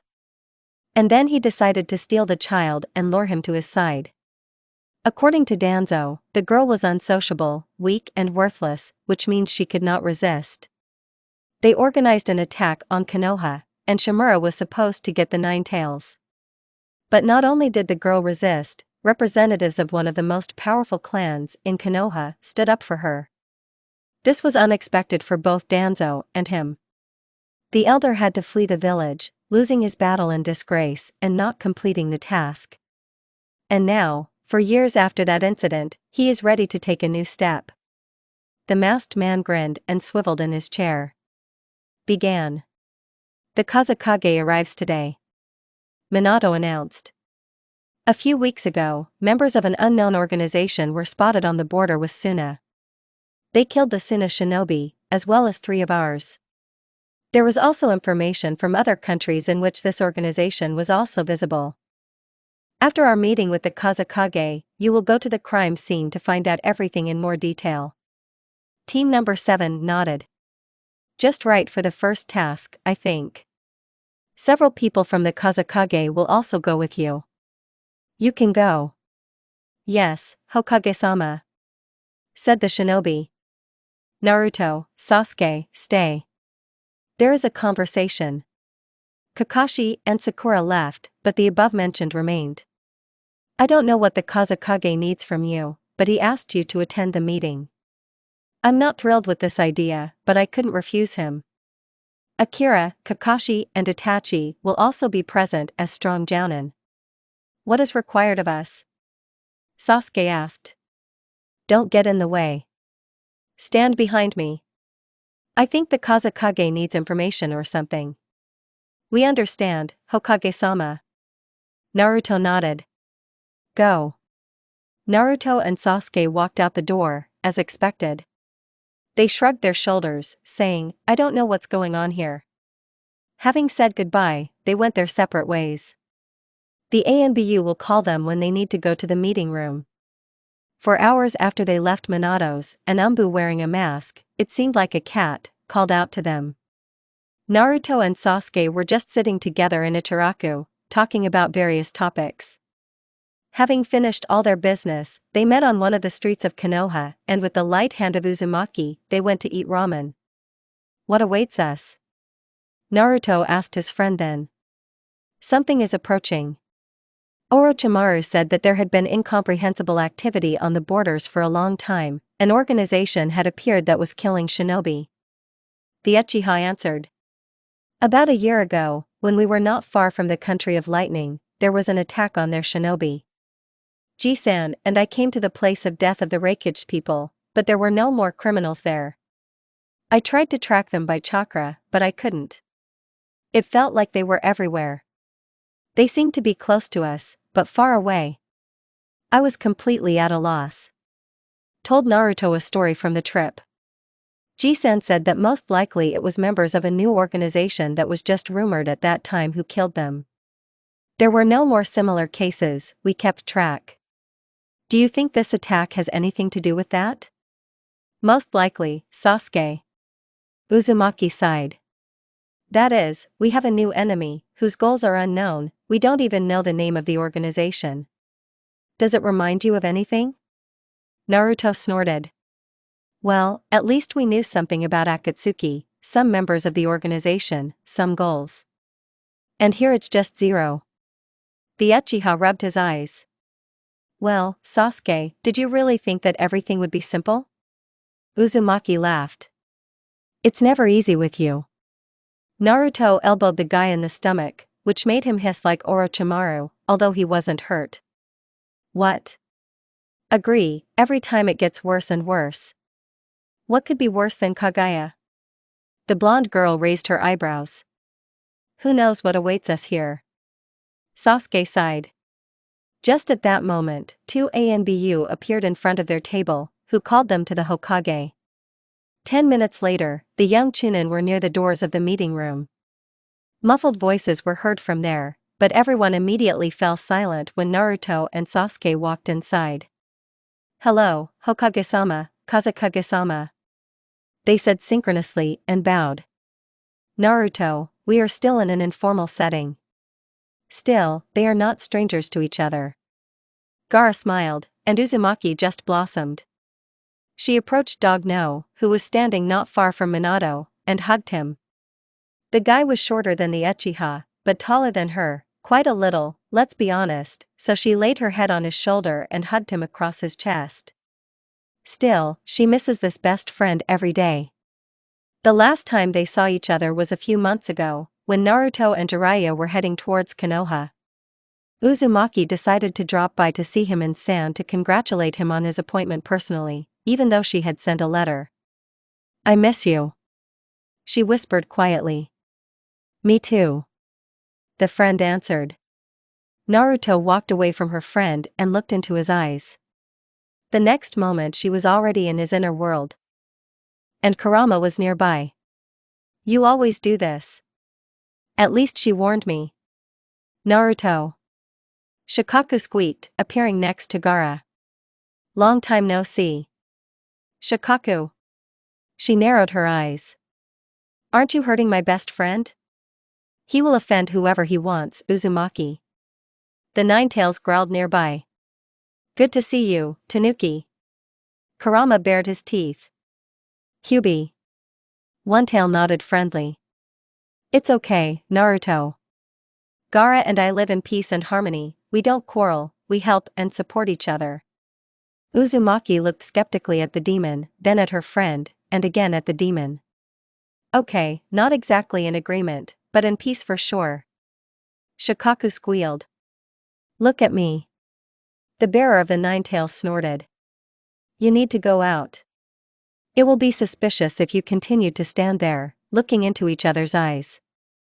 Don't let Kami, your Uchiha will come in. Kurama grinned. Gaara looked at his friend with interest, but at the same moment they left the inner world. In reality, no more than 5 seconds passed.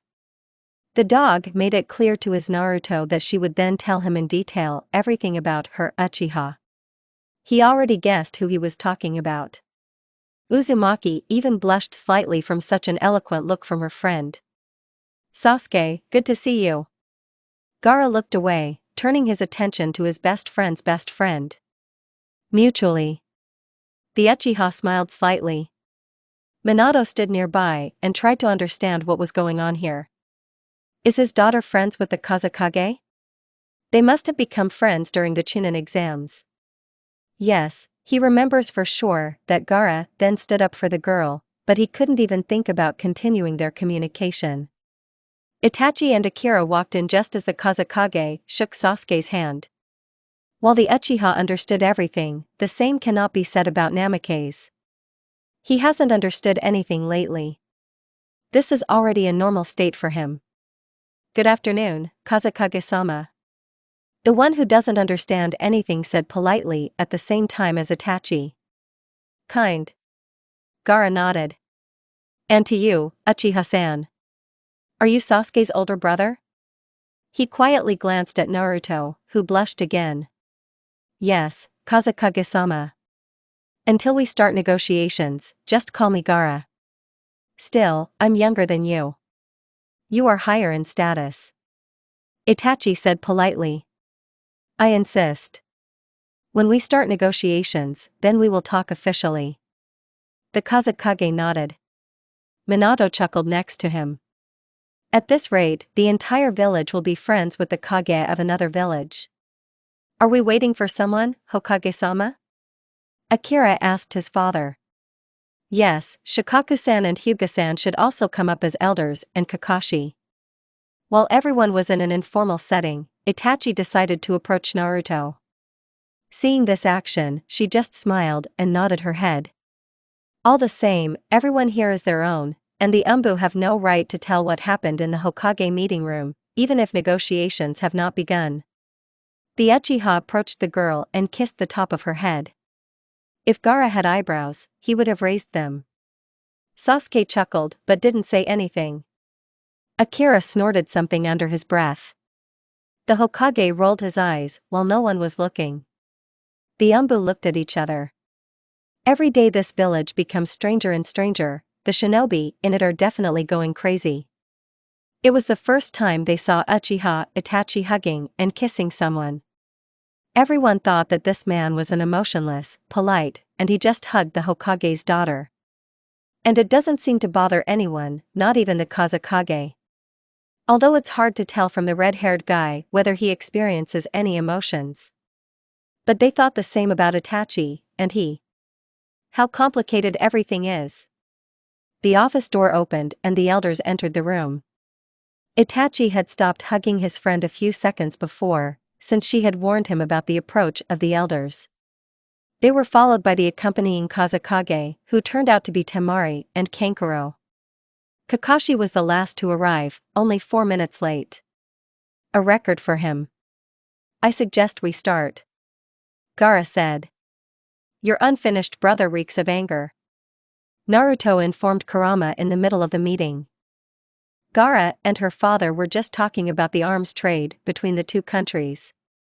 It was all so boring and long that Uzumaki had already managed to count to 200 Kyuubi several times, discuss her life, her future with the demon, and also scan the entire village for the presence of familiar shinobi.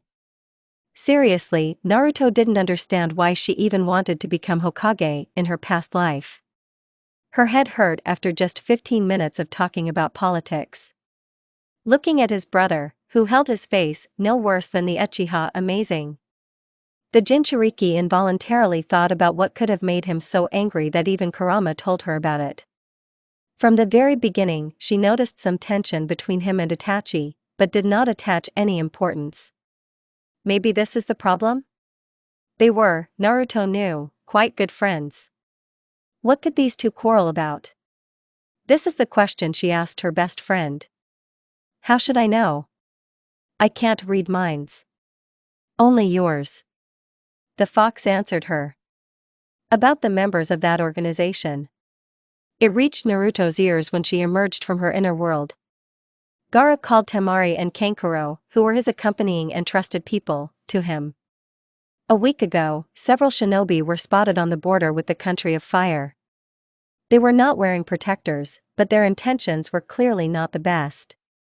Kankuro was just returning from a mission when they attacked him and his team. He'll tell you everything now. The dog nodded to his brother and he began to say. They attacked us when we approached the border between the countries. I didn't have a protector because it was lost, so the shinobi thought I was from the fire country. The fact that my group was wearing protectors did not bother them. They tried to attack me with techniques, but they were quickly neutralized by mine.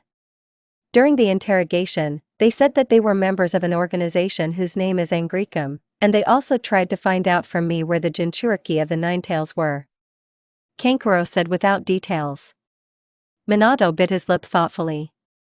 As it turned out later, these people are not as simple as they seem. They killed my team and fled while I, as commander, wrote a report to the Kazekage. That's why I asked Naruto to attend the meeting. So that she hears everything firsthand. Gaara took the floor. Later, several more unknown shinobi were spotted near Sand Village. About a few weeks ago, 4 unknown shinobi were also spotted on the border with the country of lightning. They must be looking everywhere they can. They do not yet know that the Jinchuriki has returned to the village. Naruto. Gaara turned to her. I ask you to be careful. I know you'll go where you shouldn't. For the time being, do not go outside the village while near Sasuke or Itachi-san. Now I speak not only as the Kage of another village, but also as your friend. I can't help but worry about you, but make sure that I don't leave Temari here, with the permission of the Hokage, for your protection. Uzumaki wanted to object, but was stopped by the icy gaze of Dogno. What more? He will leave Temari, you see. Naruto responded with a look full of anger and resentment. Is it he who thinks she is weak? Well, she will tell him everything after the meeting. What did the Kazekage come up with? And Minato sighed heavily. What's going on with this world? What kind of Temari, Gaara? Naruto's indignation knew no bounds. After the meeting, when Minato and the elders left the meeting room and 2 ANBU followed him, Uzumaki angrily hissed at her best friend. I can take care of myself. I know. Sabaku calmly answered her. But Temari would report to me about all your movements and make sure that you don't interfere anywhere. He answered her honestly. You. I know you well enough to say that. You're definitely getting somewhere, Naruto. Never. Sasuke, Gaara, and Itachi looked at her skeptically. Kurama neighed inside. This is a conspiracy. Definitely a conspiracy. Just think, Databeo. Sasuke, keep an eye on her, okay? Keep your eyes open. You are the only one I can trust with Naruto's life. Uzumaki wanted to start an angry tirade again, but was now stopped by the glances of Itachi and Sasuke. I hate it. You should listen to the words of smart people, Uzumaki. Kurama rumbled in his head. Your Kazekage won't say anything bad. And you too, ungrateful fox. I can look after myself, by the way. I'm already 16. And if you add up the age of this world and the other, then even more. I also didn't have enough security. Yes, it wasn't enough. Don't build. It's been hundreds of years, Kurama. And then this fox stopped responding to mental shouts. After the 15th attempt, Naruto gave up on the matter, sent her friend to and returned to reality, or rather, listened to the conversation.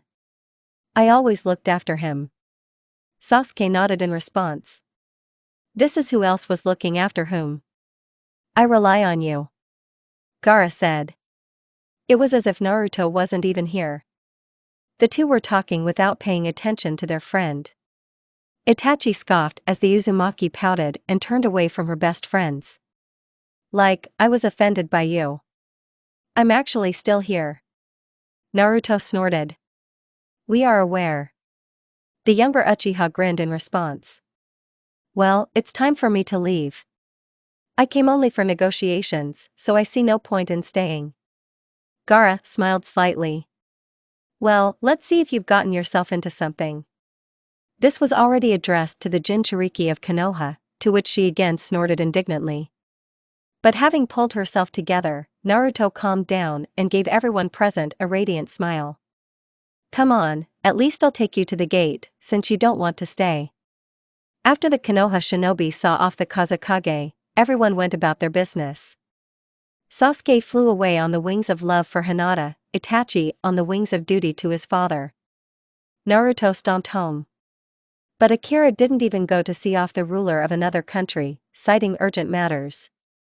In general, her brother has been acting very strange lately. It seems like he wants to say something, but he can't. He became somewhat nervous and withdrawn. It's not like she interacted with him much, but even the most inattentive person would notice it. Akira communicates less with his father, he can rarely be found at home, he constantly disappears somewhere. Acts like Naruto did when she was 12 and didn't want to go home at all. Is this the reason? As far as Naruto knew, Nisan had no problems with his father or mother. Perhaps she has distanced herself too much from her family and does not notice what is happening in her own home. But this is unlikely, because Uzumaki is always aware of what is happening in her immediate environment. Maybe he has a girlfriend? Or has he had her for a long time, and now they are having problems in their relationship? Although Naruto is more than sure that her brother did not have any lady in his heart, because if this were so, Itachi or Shisui, or someone else would definitely tell her about such an important event. Then again, Naruto is always aware of this.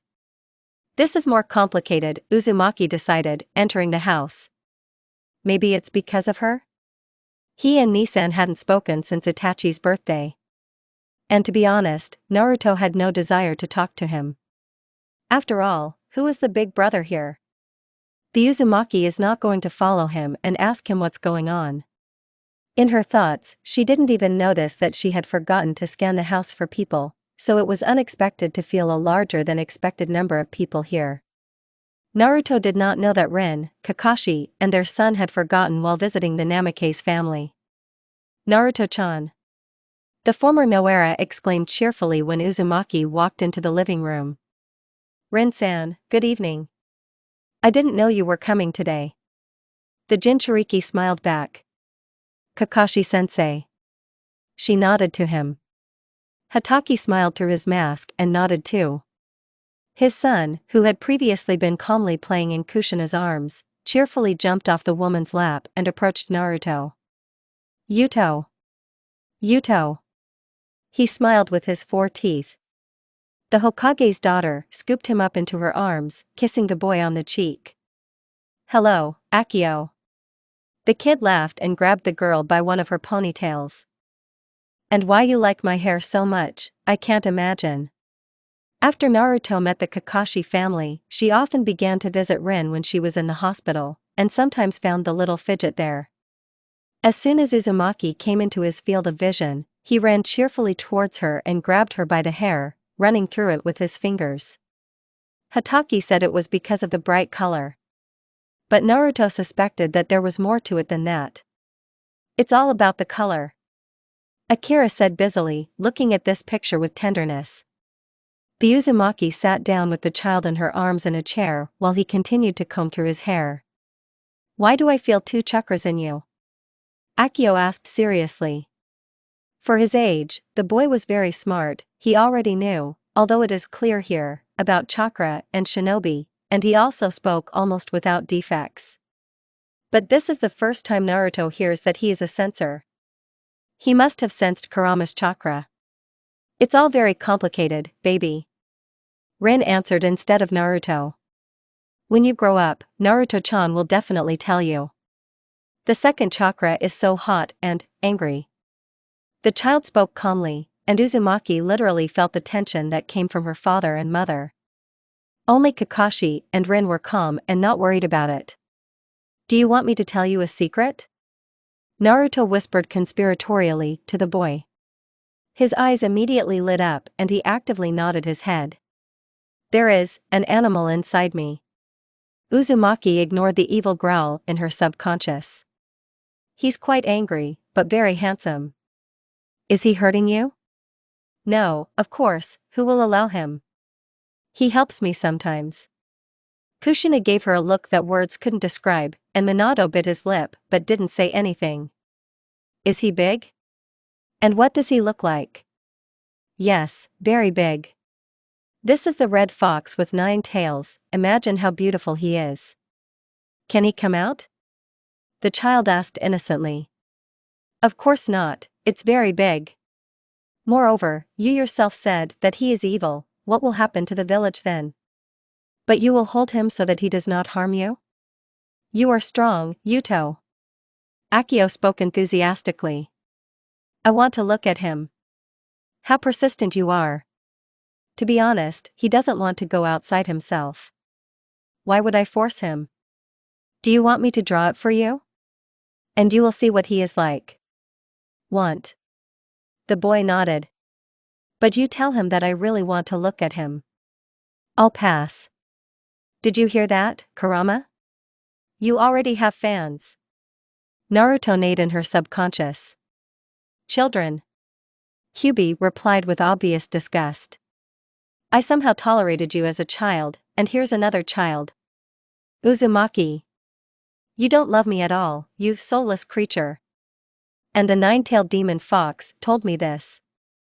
Akio, why are you so curious? Which one did he go to? Rin sighed heavily. Her son turned his attention to the others in the room. Akio got up from Naruto's lap, muttered something under his breath, and went into another room for some unknown reason. Minato did not miss the opportunity to throw a contemptuous look at his daughter. Kushina bit her lower lip, not knowing what to say. Why did you tell him? Akira spoke up. He's still little, it's too early for him to know about it. Should I have lied to the child? He felt, Nai-san, he felt. What should I have said? Naruto was indignant. Akira bit his lip, but his eyes blazed with anger and something else. Something that wasn't there before. Actually, Akio already told me that he senses a different chakra in you. Kakashi spoke up. But that's just your business, so I didn't answer him. Apparently, his curiosity won and he decided to ask you personally. Odo-san, stop looking at me like I'm going to release the nine tails right now to show the child. Naruto turned to his father. I have the situation with the Kyubi under control, Itachi and Sasuke, you don't have to worry. How do you talk to me? Namikaze hissed. Past. Kushina sneered. Sensei. Rin and Hataki echoed her.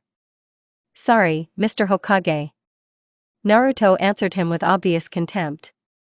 For showing disrespect for your person. This won't happen again. Without waiting for an answer from her father, Uzumaki stood up from her seat. Can I hit him with the tailed bomb? You still can't launch them. What if I could? Kurama rumbled with hope in his voice. No. It's still my father. But how tired she is, Databeo. Naruto stood at the training ground with Itachi, waiting for Sasuke and Akira to arrive. Today there was supposed to be a training session organized by the precious older brothers for their younger ones. More precisely, Naruto herself asked them to do this, but it doesn't matter. She wanted to get to the bottom of the situation between the two jounin. Still, not strangers. After the Hokage forbade Uzumaki from going on missions due to the possibility of the Jinchuriki being captured by enemy shinobi, Sasuke, Itachi, and Akira were assigned to her as guards, calling it a B-rank mission. We couldn't let the weapon of the village end up in the wrong hands, as Naruto thought, but didn't say anything out loud. Getting involved with Minato is more expensive for yourself. Naruto, I want to talk to you. The Uchiha said quietly, hugging her neck and laying his head on hers. About what? Naruto asked softly, melting in his arms. Still, Itachi evoked such warm and tender feelings in her that it involuntarily becomes scary. How can one person act like that on another? When the Uchiha is nearby, you want to hug him all the time, and when he's not there, you want him to never leave. Seriously, this is the first time this has happened in Naruto's life. The first time awareness of feelings came the moment she saw him after a 4-year journey. Uzumaki realized that she had really missed Itachi all this time. Of course, she missed her, she wrote to him, but the moment he took her into his arms, Naruto realized that this was the only thing she wanted all this time. To be in such strong and reliable hands, to feel protected. Itachi stroked her back so tenderly and affectionately, kissed the top of her head, that she just wanted to melt into a puddle on the ground. And Naruto was very afraid of her feelings. She couldn't give them a name, but they were very strong. You've fallen in love, Uzumaki, Kurama once told her. But she didn't want to believe. What if these feelings cause her to lose him? And the Jinchuriki did not want to lose such an important person to her. He will leave, forget her, and she will suffer, and love him. No, Naruto refused to accept them. It won't bring anything good, only pain and disappointment. About what? Itachi asked. About something important. The Jinchuriki literally felt him smile. So speak. At that moment, Sasuke and Akira appeared in the clearing. And why do these two always choose such a right moment to appear? Databao. Uzumaki cursed. Your brother reeks of anger again. And not with anger, but with rage. He took his hands away from her. The brother hissed, approaching the couple. Naruto was even taken aback by such an attack. Sasuke looked at this in surprise. However, Itachi remained standing in place. And not a single muscle flinched. Did I express myself unclearly, Uchiha-san? I think we've already talked about this topic, Akira-kun. Itachi's calm voice cut into the ears of his brother and Naruto. The Uchiha, after all, is furious. And if Namikaze shows it, then Itachi suppresses all his emotions. We're not finished. We're done. The Sharingan flashed in Itachi's eyes. What happened between you, Aniki? Sasuke asked in surprise. No, seriously, this is the first time I've seen you in this state. Naruto got out of the Uchiha's embrace and turned to face him. He stood with his head slightly tilted to the right, which betrayed his rage. Oh yes, Uzumaki studied this guy very well to be able to tell about his condition from just one gesture. And you, Sasuke-chan, mind your own business. You're completely out of place here. Namikaze literally spat it out. And the playful mood of the younger Uchiha instantly changed to murderous. Naruto literally felt the dark aura of the two people dearest to her with her skin. What came over her brother? Did his father bite him? Be careful with your expressions, Akira-san. Sasuke hissed. Everything that concerns my brother concerns me, okay? You Uchihas are all like that. Emotionless creatures, unable to see anything other than themselves. Naruto's older brother snorted. And then she ate, there is no other way to say it, very much. That is, these are Uchihas? Doesn't Akira want to look at himself? Or Minato? Unlike Namikaze, Uchihas always stick to their family and think about them first. Of course, in that world, Sasuke, although he was a pompous turkey at the academy and after it, he thought about his family. Now, Naruto is simply sure that the Uchiha's family comes first. There's no need to talk about Itachi. And all the Uchiha she knows value their clan very much. What about Minato? Were the same Akira? They never valued Naruto, they always despised and feared her. And now Nisan dares to say something about Itachi and Sasuke? How did he turn his tongue? Naruto felt the Kyuubi's chakra running out of control. Kurama, to be honest, didn't even try to prevent this. For what? Let Namikaze experience the full wrath of the young Uzumaki. Although he did not love the Uchiha clan at all, the family of her dearest Jinchuriki aroused even greater hatred in him. The red-eyed people at least care about Naruto, but these relatives simply left him to his fate. The next moment, a fist saturated with chakra flew into Akira's solar plexus. The little brother flew away and crashed into the nearest tree, and one tail of orange chakra appeared behind Uzumaki's back. Namikaze involuntarily shuddered, looking into the red eyes of his sister. He hadn't seen them for a long time. Well, I don't regret it, Uzumaki mentally chuckled. Even more so. The fox answered her, feeling the full range of emotions of his Jinchuriki. So, Nai-san, Naruto sang, removing her special effects. You can despise me, you can ignore me, beat me, and so on the list, I will understand everything, but never, you hear, never dare to insult Itachi and Sasuke, do you understand me? She hissed, approaching her brother. I never demanded anything from you or my family. I never complained when I was in pain, you know that? I am also a human being, albeit with a demon inside. But which of us doesn't have them, right? It's just that mine is a little bigger and, it probably has a lot of tails. The girl chuckled. If it weren't for Itachi and Sasuke, the 9 tails would have been free a long time ago, okay? Do you know how difficult it is to restrain this fox? No, you don't know. So let me tell you, Nai-san. When all your chakra channels burn from the poisonous chakra, when the voice in your head constantly whispers words of murder to you, the only desire left is to get rid of it, to release into the wild what has long wanted it. And when your family doesn't even want to see you? This desire becomes 100 times stronger. Thank them for still having him inside me. They saved me from myself and helped me deal with the voice inside. They are my family and always will be. I'm your family. Akira spoke up, impressed by his sister's words. I'm your big brother, Naruto. And I want to be. Where were you when I really needed you, Nai-san? Naruto asked quietly, and one tear treacherously rolled down her cheek. For the first time all her emotions came out. She said what she wanted to say for a long time. And it became much easier. I only saw your backs, and nothing else. And Itachi and Sasuke were nearby. She sighed heavily. You don't know them, but I do. And I love them, okay? I love them more than anyone, so don't you dare insult, humiliate or threaten them or anyone else from their clan anymore. Trust me, I will know if this happens. I will tear anyone for them, even my older brother. After that fiery speech, Naruto ran away. Emotions were overflowing, tears flowed down my cheeks, and thoughts ran away. Uzumaki told her brother what she had to. And I didn't regret it at all. Only this opened old wounds in the heart, which began to bleed again. She hadn't felt such emotions for a long time. And she hasn't cried for a long time. Now all the feelings that had been accumulating in the young Jinchuriki for several years burst out.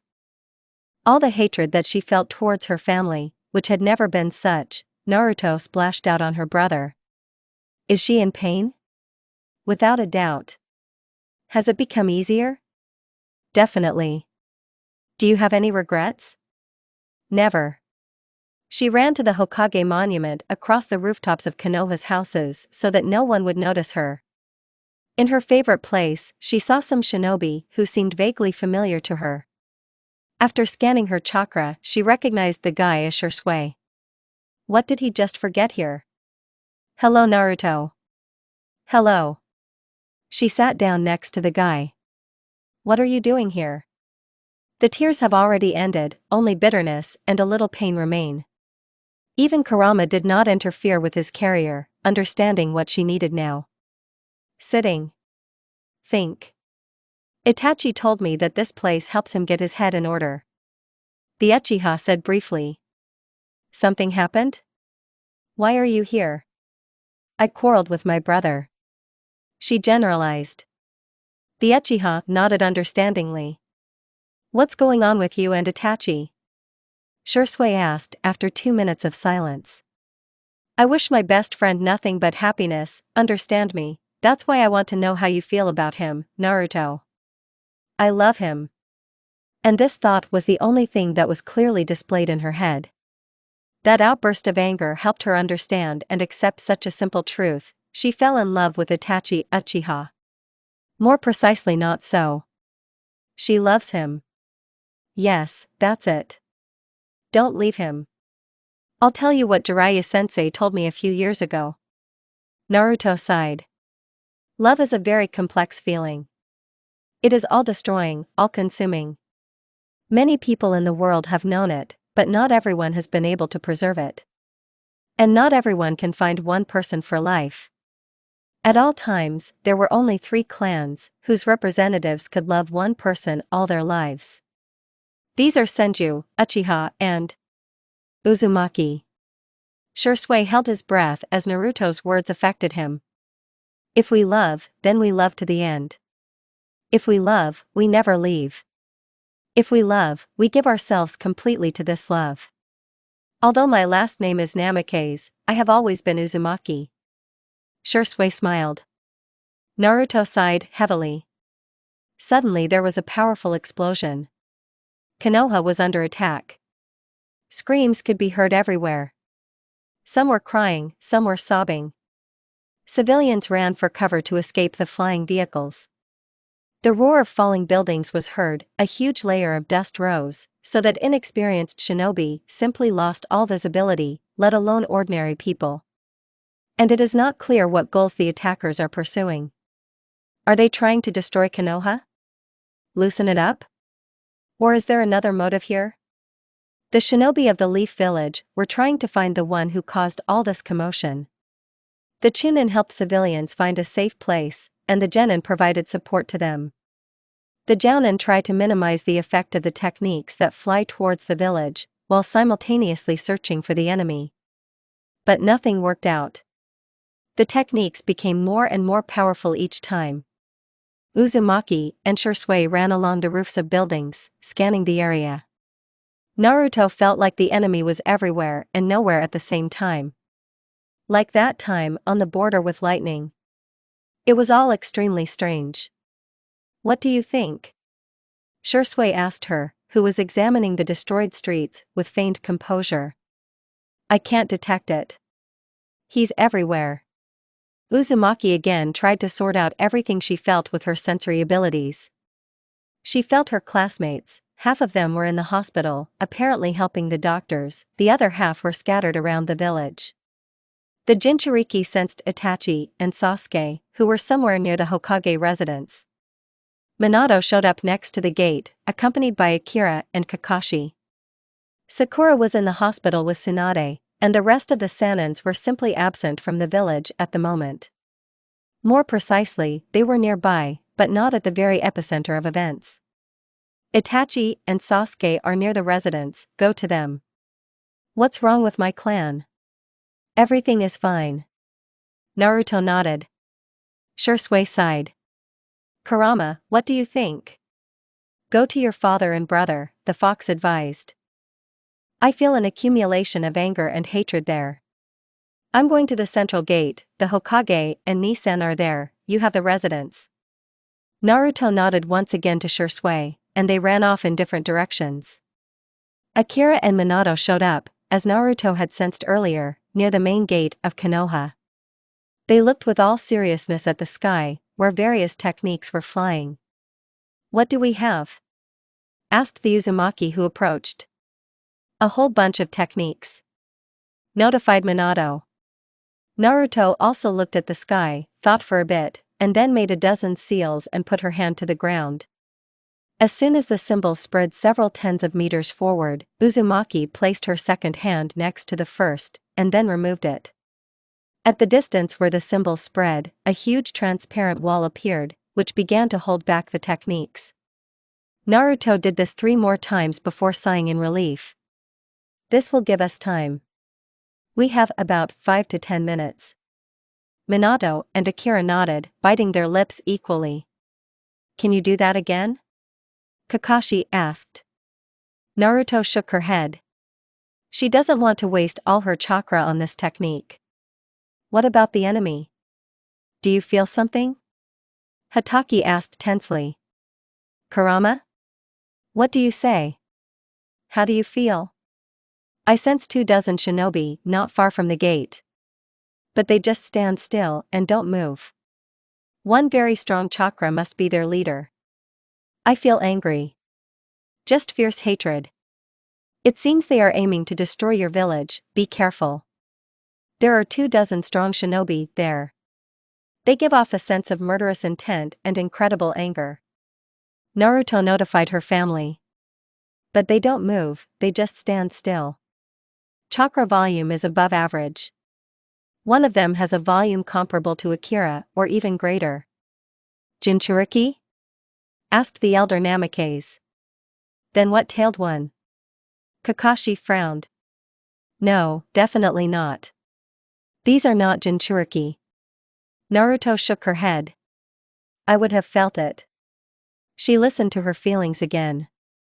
Now that she is closer to the enemy, it has become much easier for her to understand his chakra. Is he Uzumaki? Naruto sighed in shock. What? Can't be. Minato started to deny. I'm telling you for sure, he's an Uzumaki. Not a purebred, but their chakra is special, I won't confuse it with anything. Naruto didn't say that this shinobi's chakra was somewhat similar to hers. It's better for them not to know this yet. While the family was negotiating, the enemy began to move. It started so unexpectedly that Naruto fell out of reality for a second. 19 strong shinobi are moving straight towards Konoha, but one remains standing still. Nissan, warn everyone. 19 strong shinobi are approaching. They'll be here in about 5 minutes. Naruto said seriously. Akira looked at her in surprise, then turned his gaze to his father and, having received a nod, went to notify everyone.